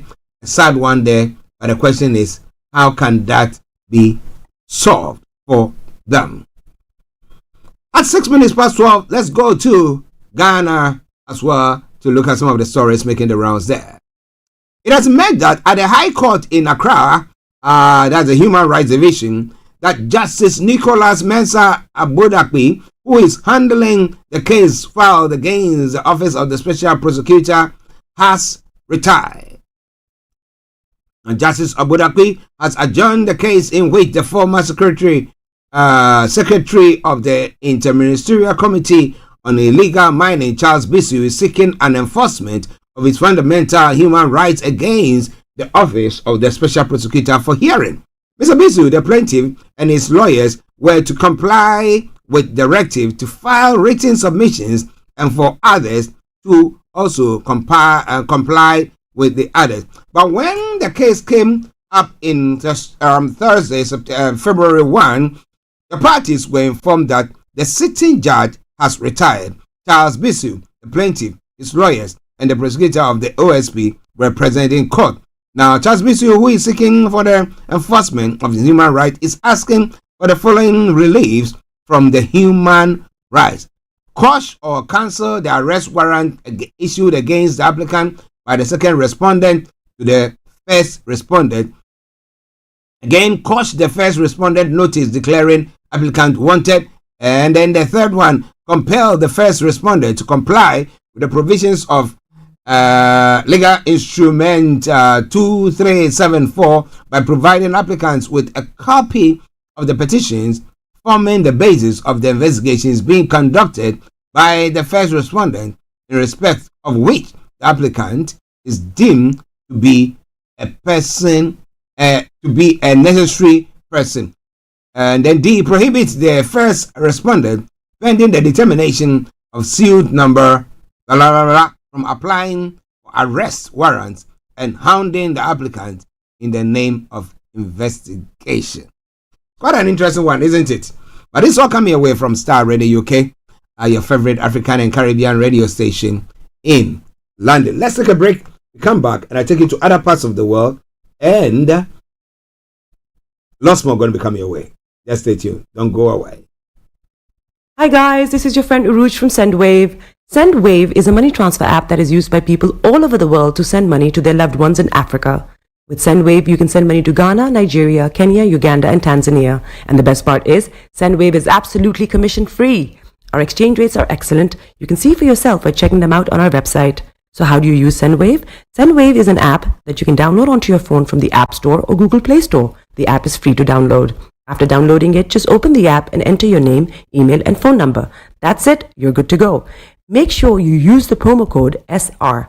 S for Star, R for Radio. This promo code will give you £5 free credit to send to Africa on your first transaction. Your money will be delivered to your recipient within seconds. Feel free to call me on 0749 7377 647 at any time. I'll be happy to tell you all about SendWave and help you in any way I can. Remember to use the promo code SR for £5 free credit. Medasse. Hi everyone, it's your girl BB Clement, the author of How to Go from Employee to Entrepreneur and the host of your weekly business show, BB Means Business, the show where we discuss everything you ever wanted to know about business but you were afraid to ask. How do I start my business? How do I raise the finance? How do I grow my business? Where am I going to find my customers? Join me every Tuesday at 1:30 p.m. on Starr Radio UK to get all the information and tips that you need to become a successful entrepreneur and become financially free. Remember, don't let life dictate to you. Rather, put your signature on life.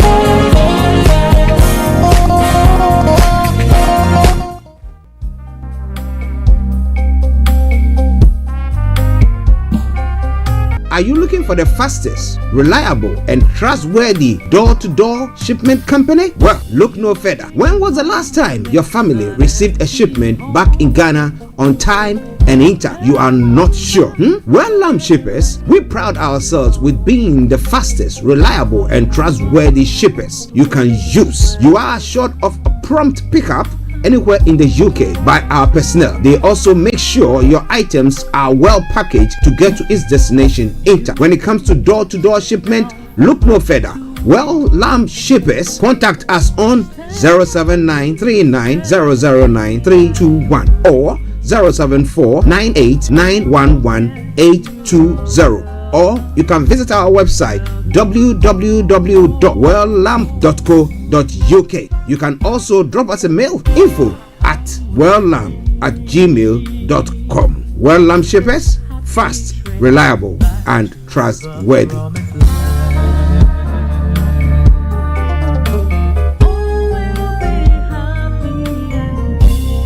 Everywhere you go, Afrobeat reggae dancehall taking over. Everywhere you go, Afrobeat reggae dancehall taking over. Yo, what's up, people? This is a boy Raskin Bobo One. Tune in every day, every night at the Starr Radio UK with the big man them Archie. When I say order, you say fire. Welcome back to the program. It is Starr Radio UK, your favorite African and Caribbean radio station in London. It's now 12 minutes past the top of the hour. Exactly at 12:30, we'll be having our money man, Mr. Dan Tabiri, CEO of GIL Accountancy Services, coming our way. And today we are looking at what incomes and benefits are tax-free. What incomes and benefits are tax-free. You want to know that?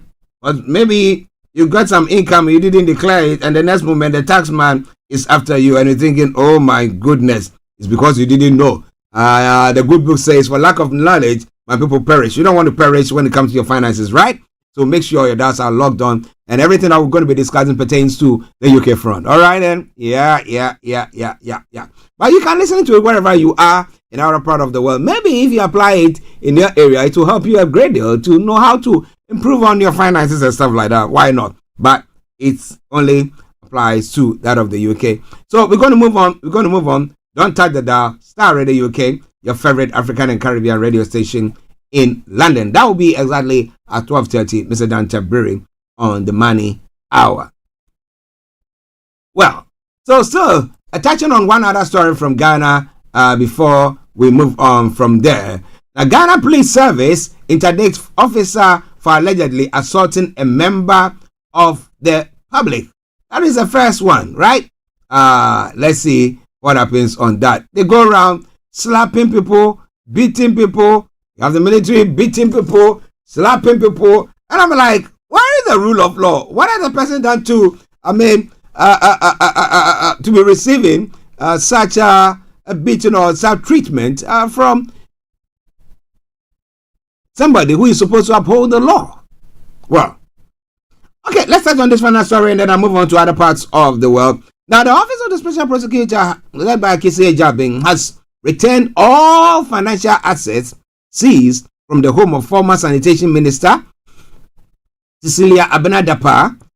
The High Court in Accra has been told. Also, the Special Prosecutor Kisi Ejabing, as per orders of the High Court differently constituted, has also unfrozen all bank accounts of the former minister. The SP, the Special Prosecutor, and his team on July 24, 2023, upon searches conducted at the residence of the former minister and the husband, seized various physical cash, $590,000, 2.7 million Ghana cedis.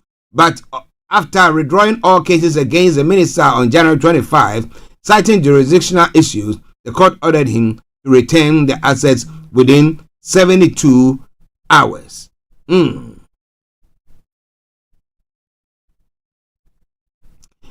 court on Thursday, February 1, 2024, lawyers of the former minister, led by Victoria Bath, following the development, withdrew the application seeking a prohibition order against the OSP as one that has been rendered moot or otious.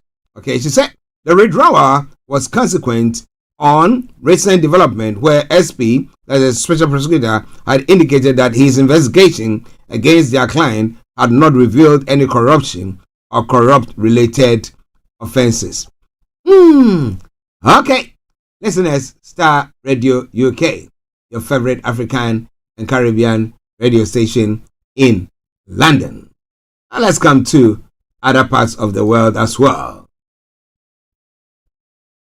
Western officials in protest over Israel-Gaza policy. Now, more than 800 officials in the US and Europe have penned a letter calling for more pressure on Israel to cease fire and protect innocent Palestinians. The transatlantic statement, a copy of which we've seen here, says the administration risks being complicit in one of the worst human catastrophes of the century, but that their expert advice has been sidelined. In the latest sign of significant levels of dissent within the government of some of Israel's key Western allies, one signatory to the statement, a U.S. government official with more than 25 years national security experience, said he cautioned dismissal of the concerns.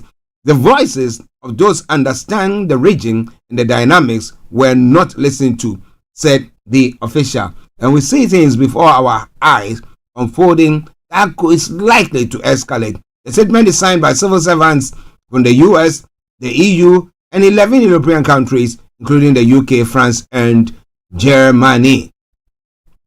It is Star Radio UK, your favorite African and Caribbean radio station in London.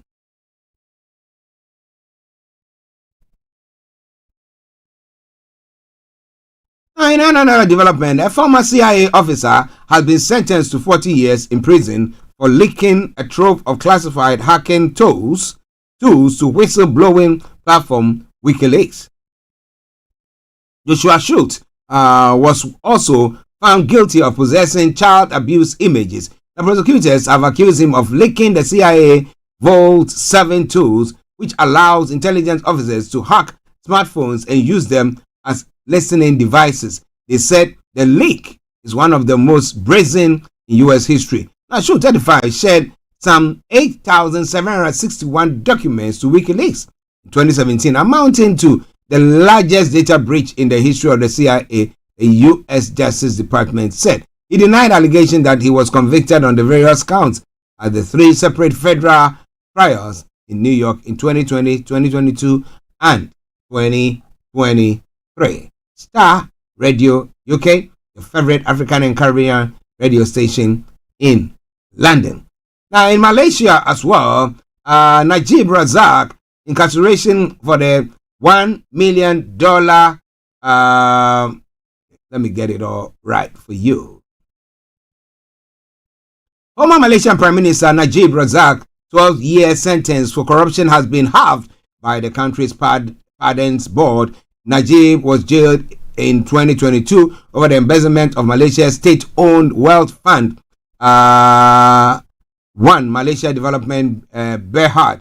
The board also reduced the fine imposed on him to 50 million ringgit. That is 8.3 million pounds or $10 million.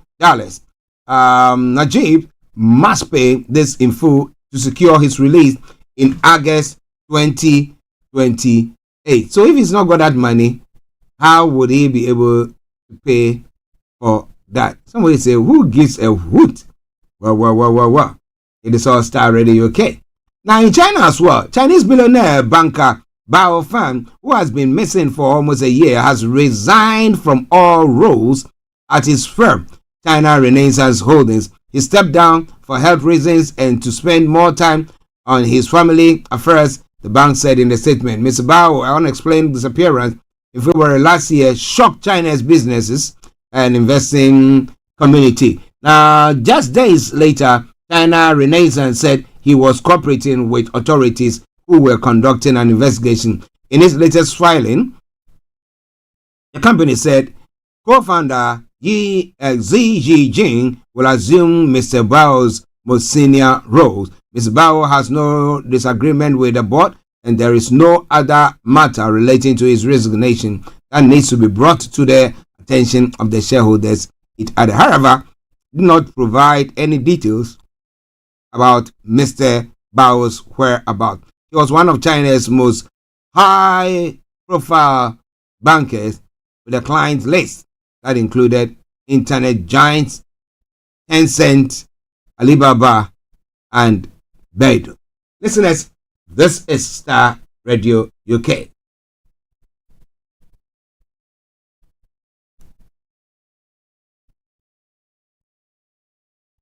Okay.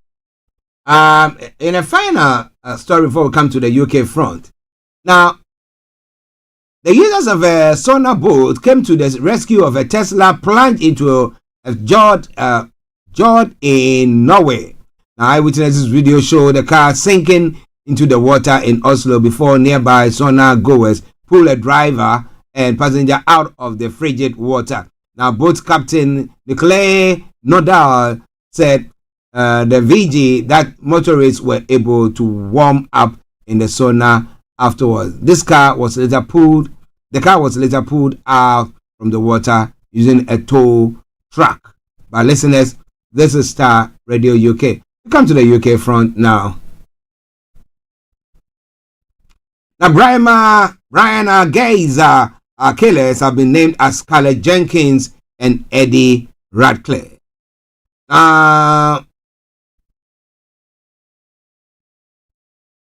The pair, who were both 16, stabbed Brianna to death with a hunting knife in broad daylight in a park in Cheshire in February 2023. They have been identified after the judge lifted a legal order preventing them from being named. In a statement read in court, Brianna's mother, Esther, says she has never felt such grief and her daughter must have been so scared. Her father, Peter Spooner, says, every day, something reminds me of Brianna and what she went through on that day. Now, lawyers for the two teenagers opposed the media application to lift the restriction, citing the possible ramifications on their welfare. And that's why I was asking the question this morning that, do you reckon that, well, because of possible ramification on their welfare, they should be shrouded, protected, and all that in that secrecy. The issue is they did the crime. So what do you think is going to happen there? Well, we're waiting for the judge's sentence there. But it's all coming your way from Starr Radio UK.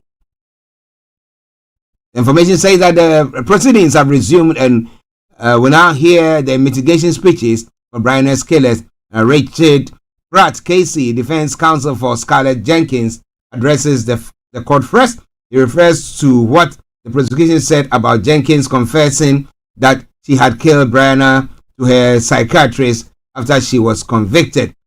He says there have been several versions of what she said at different times, and that is instruction today are to say something different to what she said to the psychiatrist. Justice Yip says the impression she had was that now Jenkins has been convicted. He wants to paint herself in as bad a light as possible, noting admiration for notorious killers. Nobody is accepting the blame. But Jenkins is denying being transphobic, a lawyer has said in court. So why did they kill her then? Well, listeners, this is Starr Radio UK.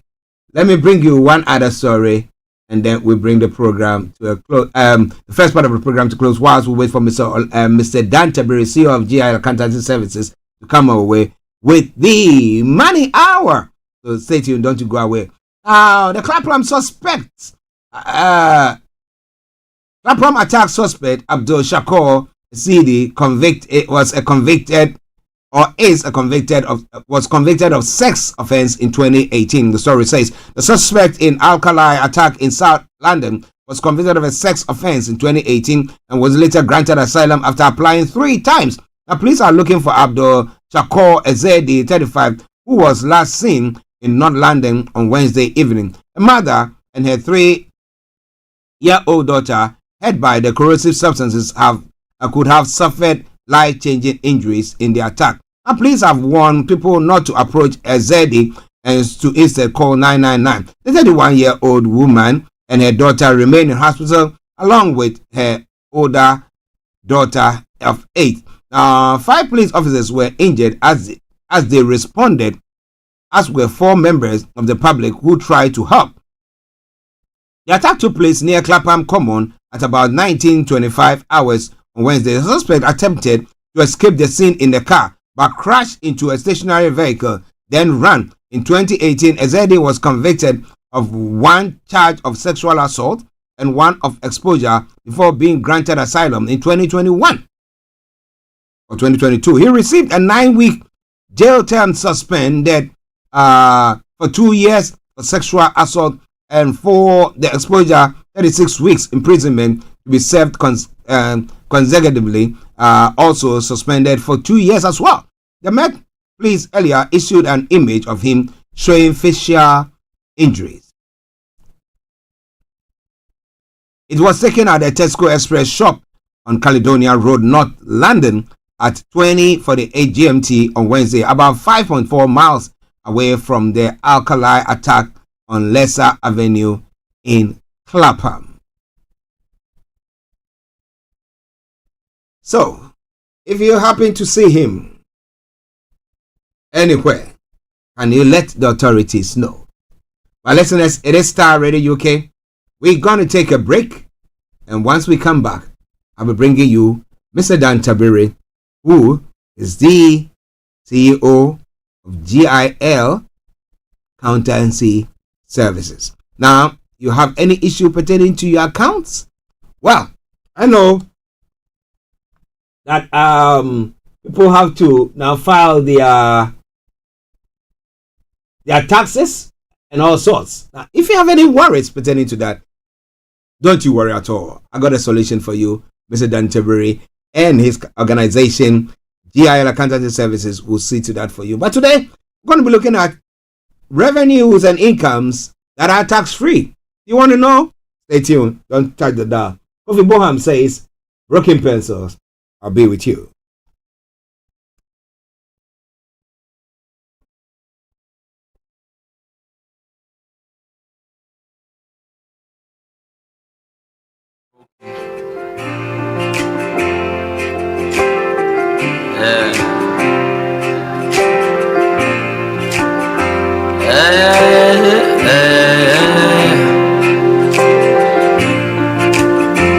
Don't get discouraged.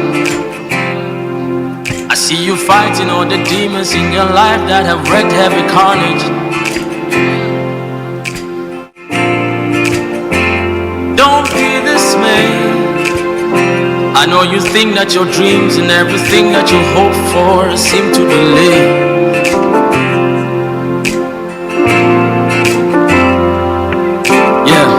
Looks like your problems don't seem to go nowhere. Just take a deep breath. People talk about you, it's got you feeling down and really stressed. Don't tell me you don't know the trouble that I've been going through. You self don't know, see the same thing they go through. Me self, I they go through too. Who told you the lie? When you fall, it's the end of your life. I heard a whisper from above. I pray it opens up your eyes. Broken pencils still write, so keep on writing. And fallen soldiers still rise, so keep on fighting. One day you'll lift up your eyes to the skies and your light will be shining. One day you will win. One day you win. Broken pencils still write, so keep on. This is Starr Radio UK. And fallen soldiers still rise, so keep on fighting. One day you'll lift up your eyes to the skies and your light will be shining. One day you will win. Yeah. One day you will win.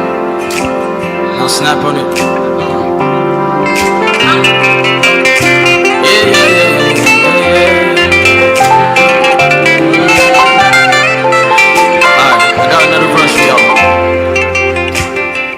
News around this life is not fair. Greed is all we see. You gave your heart to the wrong folk, they broke it, and now you put it on free. Fake life on Instagram and Snapchat got you feeling ungrateful. My sister, if you could see the real them, you know you are being a great fool. You wrote a paper and failed. Sit down and write it again. One day you will kill him. He broke your heart and you cried. Give love another try. True love will heal him. I'm not trying to look down on your problems. No. I know say you don't know how you sabi solve them. Yeah. Allow me to introduce you to someone I know. He's a specialist in handling cases and issues we don't blow. If you fell, just rise. If you fell, just rise. If you fell, just rise. Wipe the tears from your eyes. If you fell, just rise. If you fell, just rise.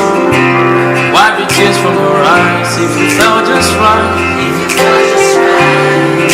Wipe the tears from your eyes. If you fell, just rise. If you fell, just rise. Wipe the tears from your eyes. Broken pencils still rise. Keep on writing. Fallen soldiers still rise. Keep on fighting, yeah. One day you'll lift up your eyes to the skies and your light will be shining, yeah. One day you will. You're well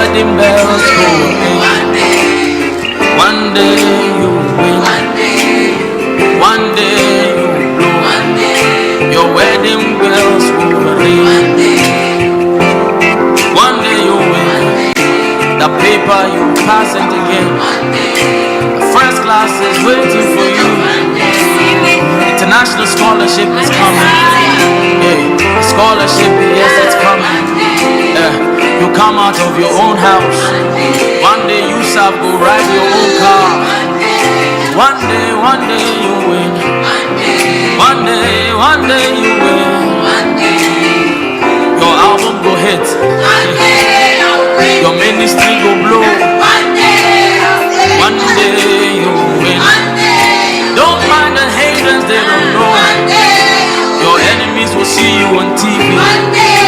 Your haters will see you on Instagram. People will know that God has done it. The fixer of your life, He will fix it. Yeah, one day you will win. Yeah, one day you will win. Yeah, one day you will win. This heaven, you will make up one day. One day. This is Starr Radio UK. Break this addiction in your life. One day you will win. Your bank account will read 6 figures, 7 figures. Hey, one day you will win. Well, that is Broken Pencils. Broken Pencils, one of my favorite tunes of late. I've been sharing with you every time. From Kofi Boham, he said, don't give up. One day you will win. Well, now we're going to take a quick break, and once we come back, I will bring you Mr. Dan Tabiri, CEO of GIL Accountancy Service, our money man. And today we're going to be looking at what? There are some incomes, or there are some, what do you call that one as well? Revenues that are tax-free. But which one are they? We're going to be telling you more about that. Stay tuned, and don't you go away.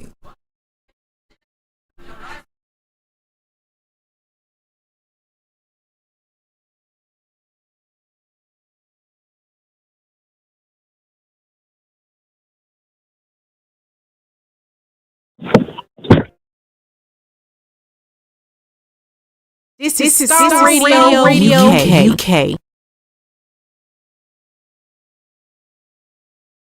Okay, welcome now to the program Starr Radio UK, your favorite African and Caribbean radio station in London. And let me see whether Mr. Tabiri can hear me.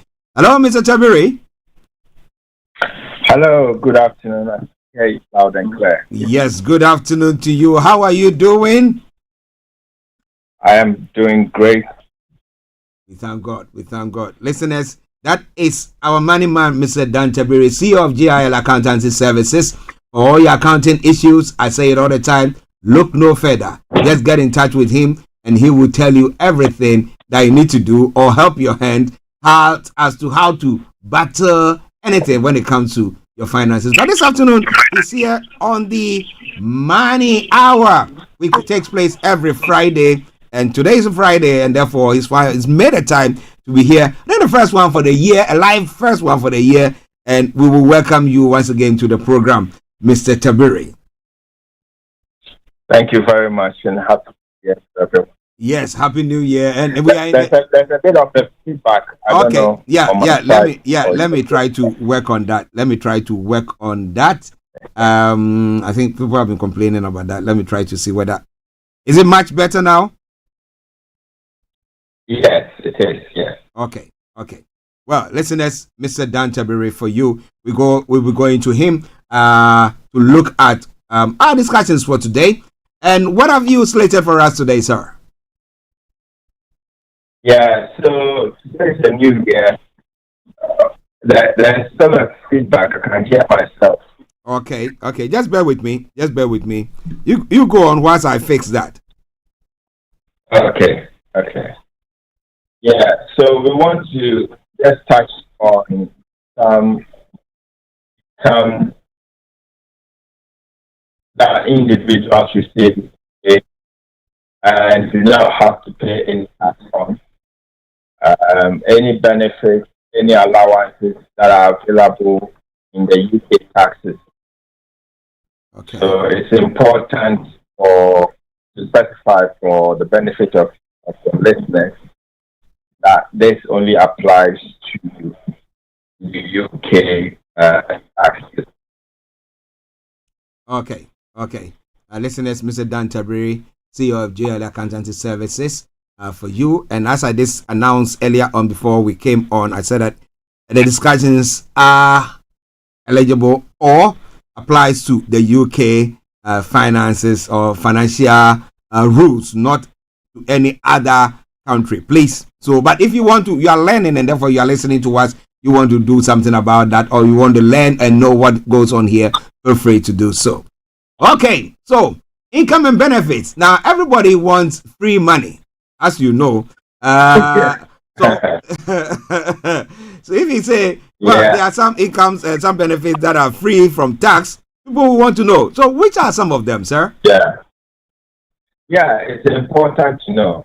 So when we talk about tax-free income, basically income that you don't have to pay tax on. Mm-hmm. So HMRC permits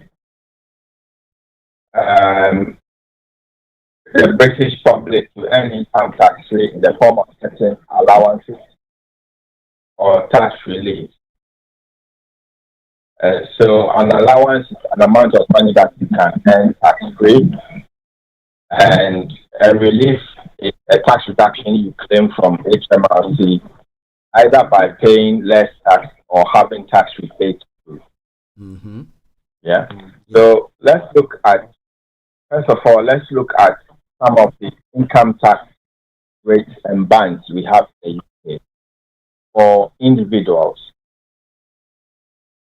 So, as you know, up to 12,570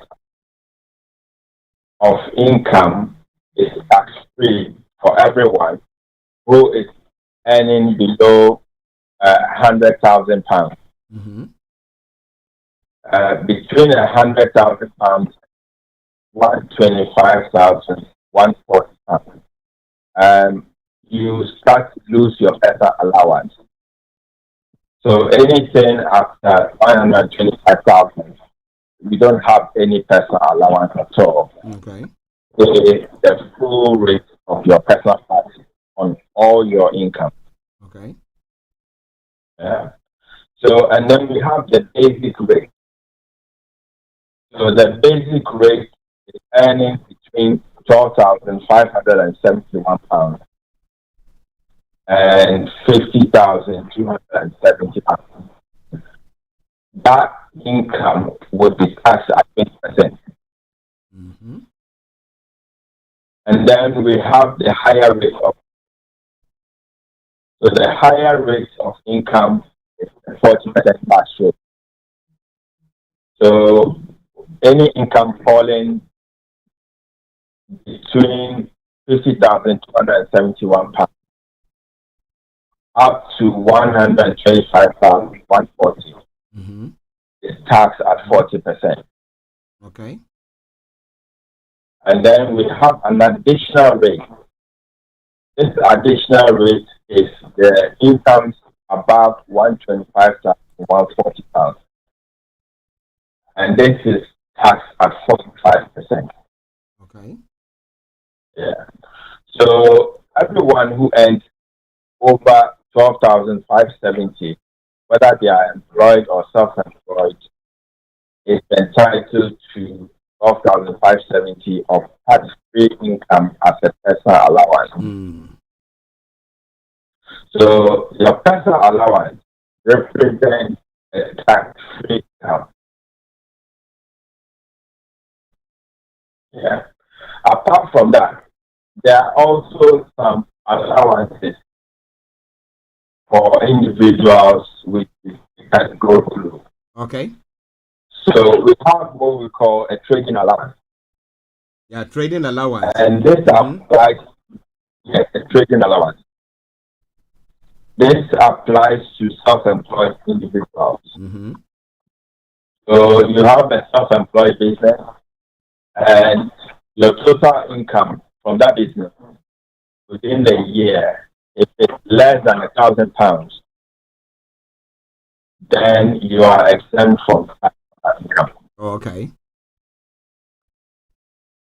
So if you have income less than £1,000 in a year, so you're doing maybe you are self-employed, you're or selling some bits on eBay or Amazon and things like that, or doing some small trading here and there, selling some cosmetics to your friends and family, etc. If your profits are less than £1,000, you do not have to declare that in a tax return because they are exempt income. Okay, so let's hold on for a minute there because some people are interested and they want to know exactly. Now, if you say you don't have to declare that, that means that you don't need to file any tax returns to show that, look, I didn't earn that at all. You don't need to do that, or you have to file a tax return to show that, look, I didn't earn that much. You don't have to even file a tax return at all. Okay. Yes. Okay, thank you. You can file it if you want to, but it's not required. Oh, okay. Now, what if the person is earning some money? Because that's been one of the stories, one of the issues that's been going on. People saying that now if you sell on some part-time business, you have your main course, now you have a part-time thing that they may be trading on eBay or Alibaba and all those things, and then it's a additional income that you are making from there. Do you have to declare that? And let's say you don't go beyond 1,500, do you get it for free, or what do you do? Yeah, so if the level of trading is less than £1,000, then it falls under the trading allowance exception. Okay. You do not have to declare it. Yeah. Okay. Thank you. Go on, sir. And then there's also the property allowance. So individuals who earn income from a property, this is not renting a room in your own home. So if you rent a property either as a joint owner or as an individual owner, and your gross rental income is less than £1,000, again, you do not have to declare this income, and it's tax-free. Okay. Yeah. So the tax exception is up to £1,000. But what it means is that you earn £2,000. It doesn't mean £1,000 is tax-free. If you earn 2,000, it doesn't mean 1,000 is tax free. Okay, interesting. But there again, too. Let me ask the question there. Now, you said not the home that you are living in, not inside your house, but outside. So, what about maybe you have one spare room and you've rented it out, a bed sit? I mean, how does that turn out? So there's a special allowance for that. Okay. Under the rent a room scheme. Okay. So if you rent out a room in your own house where you're living, you have an allowance up to $7,500 a year, tax free. Okay. Yeah. So there's an exemption for that. Because if you're claiming under a rent a room, then you are still required to file a tax return. Oh, okay. But you'd have to declare the income as under the exemption and claim the allowance. Okay. Thank you. That explanation. All right, go on, sir. Okay, and then there's also the capital gains allowance. So individuals who earn income from selling assets. So if you sell a house, you sell a property, or any type of chattels, then if you make a gain or a profit, you sell a business, and you make a profit, the first 6,000 is tax free. Okay. So, for example, if you make a gain of 20,000, then the first 6,000 is tax free, which means that you only have to pay capital gains tax success on 14,000. Okay. And then we also have marriage allowance. I think we've spoken a lot about marriage allowance in the past. It is still available and it's still around, and people who qualify would need to take advantage of it. Yeah. So marriage allowance is where a couple where one is paying tax in the basic rate band and the other person in the relationship has income less than the personal allowance of 12,500. They can, because they are not using their personal allowance, they can transfer up to £260 of their personal allowance to the other partner, either the husband, the wife, or the civil partner. Okay. And this reduces the tax by up to £260 in a year.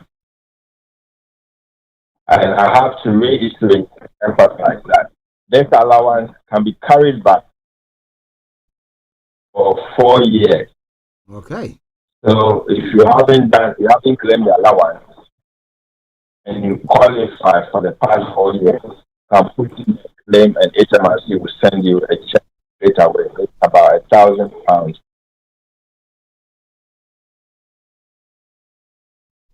Okay, just hold on for me.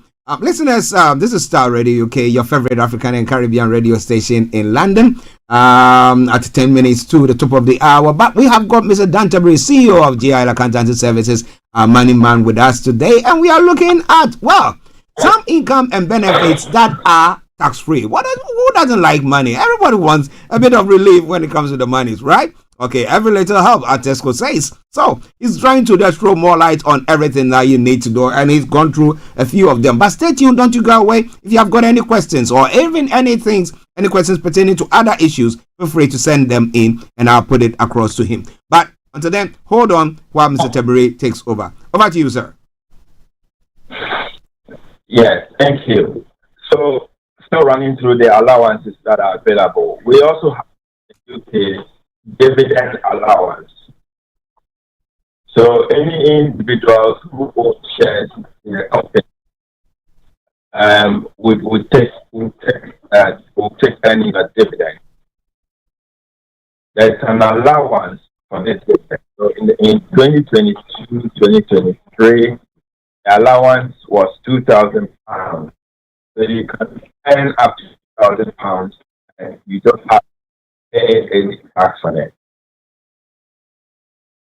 So if you earn a dividend of £10,000, the first £2,000 is tax-free.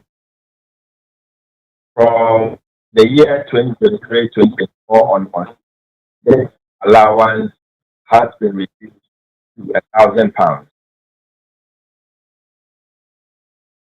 Yeah. So any dividends you receive, the first $1,000 is tax-free.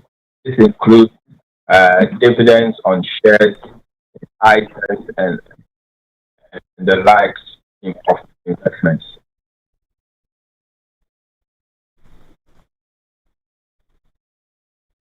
And then, so that's the dividend allowance. And then we also have savings interest allowance. So this is where all basic and higher rate taxpayers can earn up to £1,000 of interest tax-free. So you don't pay any. So if you have money sitting in your bank account or any type of account where interest is paid to you, you can earn up to £1,000 in interest without any tax impact on you.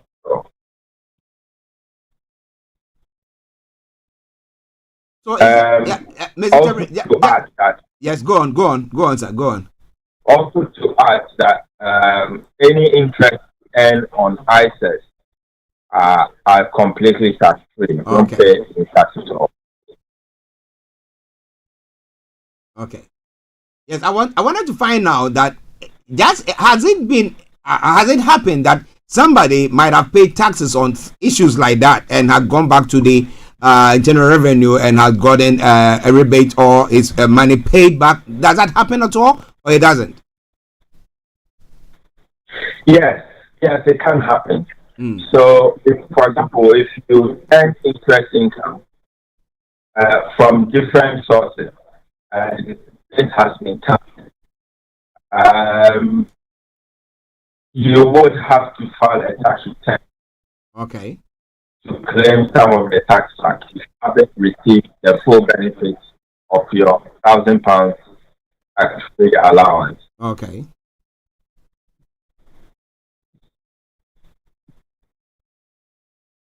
Okay, thank you. Go on. So that can be applied for through a tax and you get your money back. Okay. Yeah. Okay.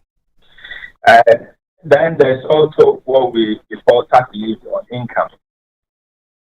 So exemptions or relief that HMRC can give you that reduces your tax. Mm-hmm. We know in the UK, pension schemes provide us with some tax relief. So you can pay into your pensions from this current tax year, £60,000 into your pensions, and this will be tax-free. This will not attract any tax on you. Okay. Actual fact, for a self-employed person, you would receive it as a tax, as an expense and income deduction from your income. Okay, that's interesting. If you make a personal contribution as well for any tax year in your tax return, you claim relief on any pension contributions at 20%. If you are a higher rate taxpayer. Again, if you are a higher rate taxpayer and you make some donations to charities under the Gift Aid scheme, which allows charities to claim back 25% of every donation that you make, HMRC would also give you back the difference between the 40% and the 25% that they're giving back to the charity. So the charity gets 25%, and then you get the 15% back. Okay. So if you're a higher rate taxpayer, you pay tax in a 40% bracket, and you have been given to a charity, and you may be entitled to some tax back. You can only get this by filing a tax return. Oh, okay. And then also there are other types of allowance available. There is what we call a seed enterprise investment, which is available, allows small business startups to be able to raise funding, investors. So let's say I am an investor and a small business or startup company needs funding or investment in their business. If I invest in their business or buy shares in that company, I am allowed to claim back a percentage of that investment as a tax deduction. This, if you have a pot of money sitting somewhere that you don't have an immediate use for, or you want to invest somewhere but you're not sure, then this becomes a very good avenue. You want to earn an interest on investment, and also to be able to get some tax. Interesting. Other benefits which people would consider as income, things like disability living allowance, child benefit, child tax credit, and all other benefits in the UK are tax free. You don't pay any tax on it.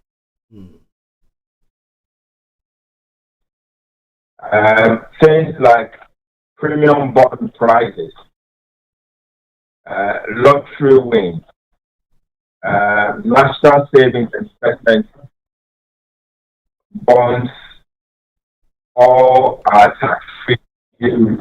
Any income from any of these. Yeah.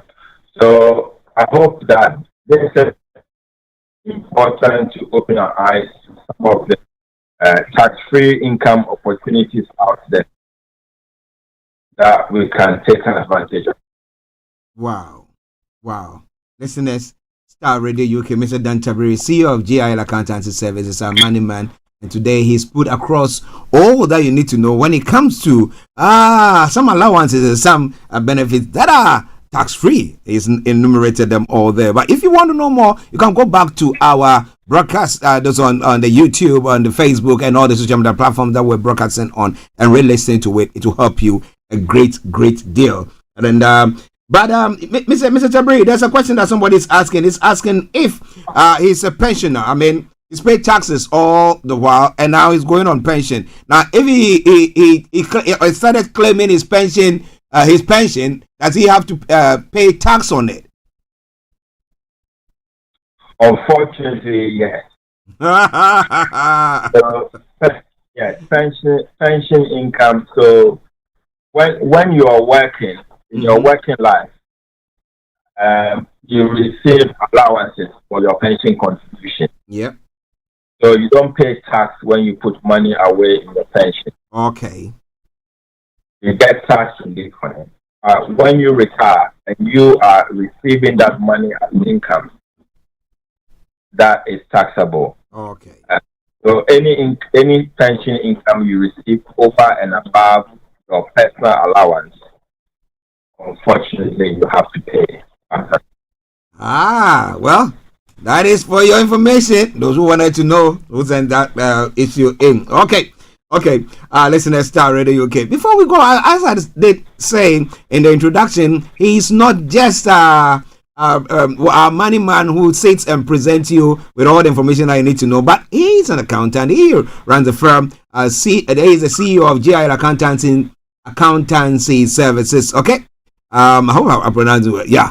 You want to get in touch with, yes, you want to get in touch with him, and he will see to address any issue pertaining to your accounts, whether you are filing your account, whether it's a company or personal, whatever it is. He's there to hold your hands or direct you as what to do. But you can only do so when he puts his contact across to you. So, Mr. Tabiri, can you tell listeners your contact and how they can get in touch with you, sir?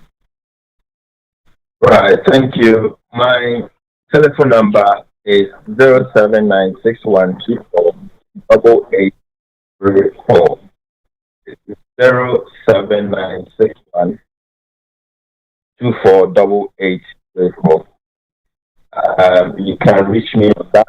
You call and I'm not available. Leave me a message. I'll call you back, or you can text. You can also reach me by email at dan@gilaccountants.com. It's accountants with an S. Okay. Once again, Mr. Tabiri, let me say thank you very much for this wonderful time with you. I know our listeners, when you listen to this program, definitely you get some money in your pocket. And of course, he said, for lack of knowledge, my people perish. That's what the good book says. But well, he's here. He's brought you all the knowledge that you need to know when it comes to your personal allowances and some income and some benefits that are tax-free for you. And that puts money in your pocket, isn't it? You contact him. It's 07961248834. 234. Mr. Tabiri, before you go. Yes. Yes, anything before you go, sir? Just wishing your listeners a wonderful Friday and weekend. And we hope to meet again next week to discuss accounts and finance markets. Thank you very, very much, Mr. Dan Tabiri, CEO of GIL Accountancy Services. He's our money man. And today we've looked at income and benefits in the UK. That's considered tax-free. The UK is very, very important that you note that. Mr. Tabiri, so let me say thank you very much. Have a wonderful weekend, and we will catch up later. Thank you. Right. Okay. Bye-bye. Well, Mr. Listener, that has been Mr. Dan Tabiri, CEO of GIL Accountancy Services, all the way in Kent, bringing you the money hour. There were a bit of some noise, some connectivity issues in the background, but I hope just bear with me whilst the technical team try to sort all those things out. But this is where we bring the program to a close for today. It's been a pleasure coming your way once again. And this tomorrow morning, of course, exactly at 5:30, Reverend Michael Esiama and the team will be bringing you Command Your Morning. That's the Power Hour. Make sure your dials are logged on that you can enjoy that program as well. And come Sunday, there'll be live chat broadcasts coming your way as well. Faith Talk will also be coming your way. There is a new introduction of some programs. A couple of programs coming your way. We'll be letting you know about it. One is pertaining to our health, which will have one doctor who's going to be being with us, and to be telling you all that. And the other one will be what? Yes, something to do with those of you who are more religious. You want to know more? Yes. That is going to be coming your way. I'll be having some men of God, knowledgeable ones who will come and break the word of God to you. Break it down so that you understand it. But on that note, let me say thank you very much for joining in today, and I hope that you enjoy the program. Until I come your way on Monday with another edition of the morning show, it's been me, Archie, saying bye-bye for now. Okay? But enjoy this song. Another one from Kofi Boham, and it says, writing the names of talkers. When it ends and you don't hear from me, and it's been me, Archie, saying, have a good weekend, and bye-bye for now.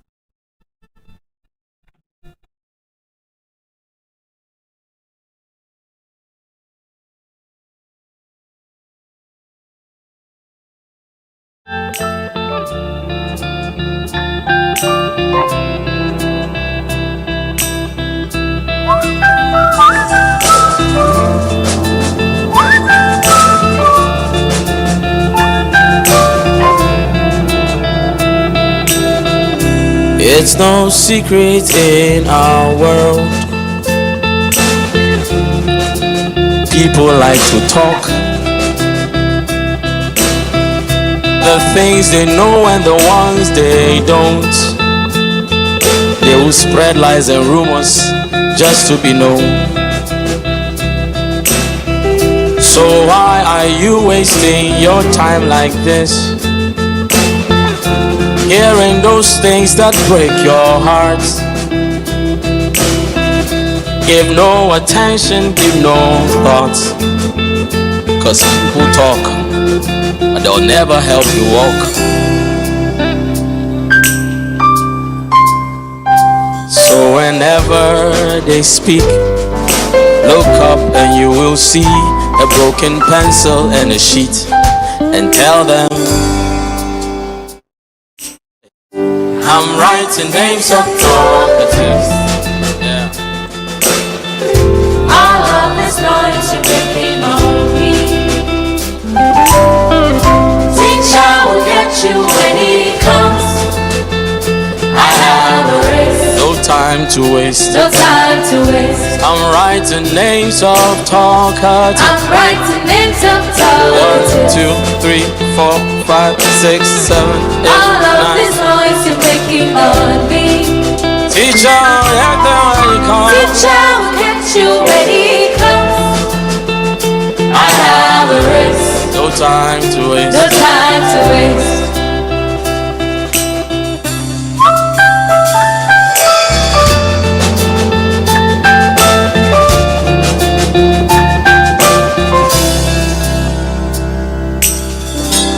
There are many voices in this life, and to be honest, many are not nice. So don't hear something and pick a knife, 'cause most of these things are nothing but lies. Teacher said be careful how you hear, 'cause there are talkatives here, they're everywhere. So silence the voices in your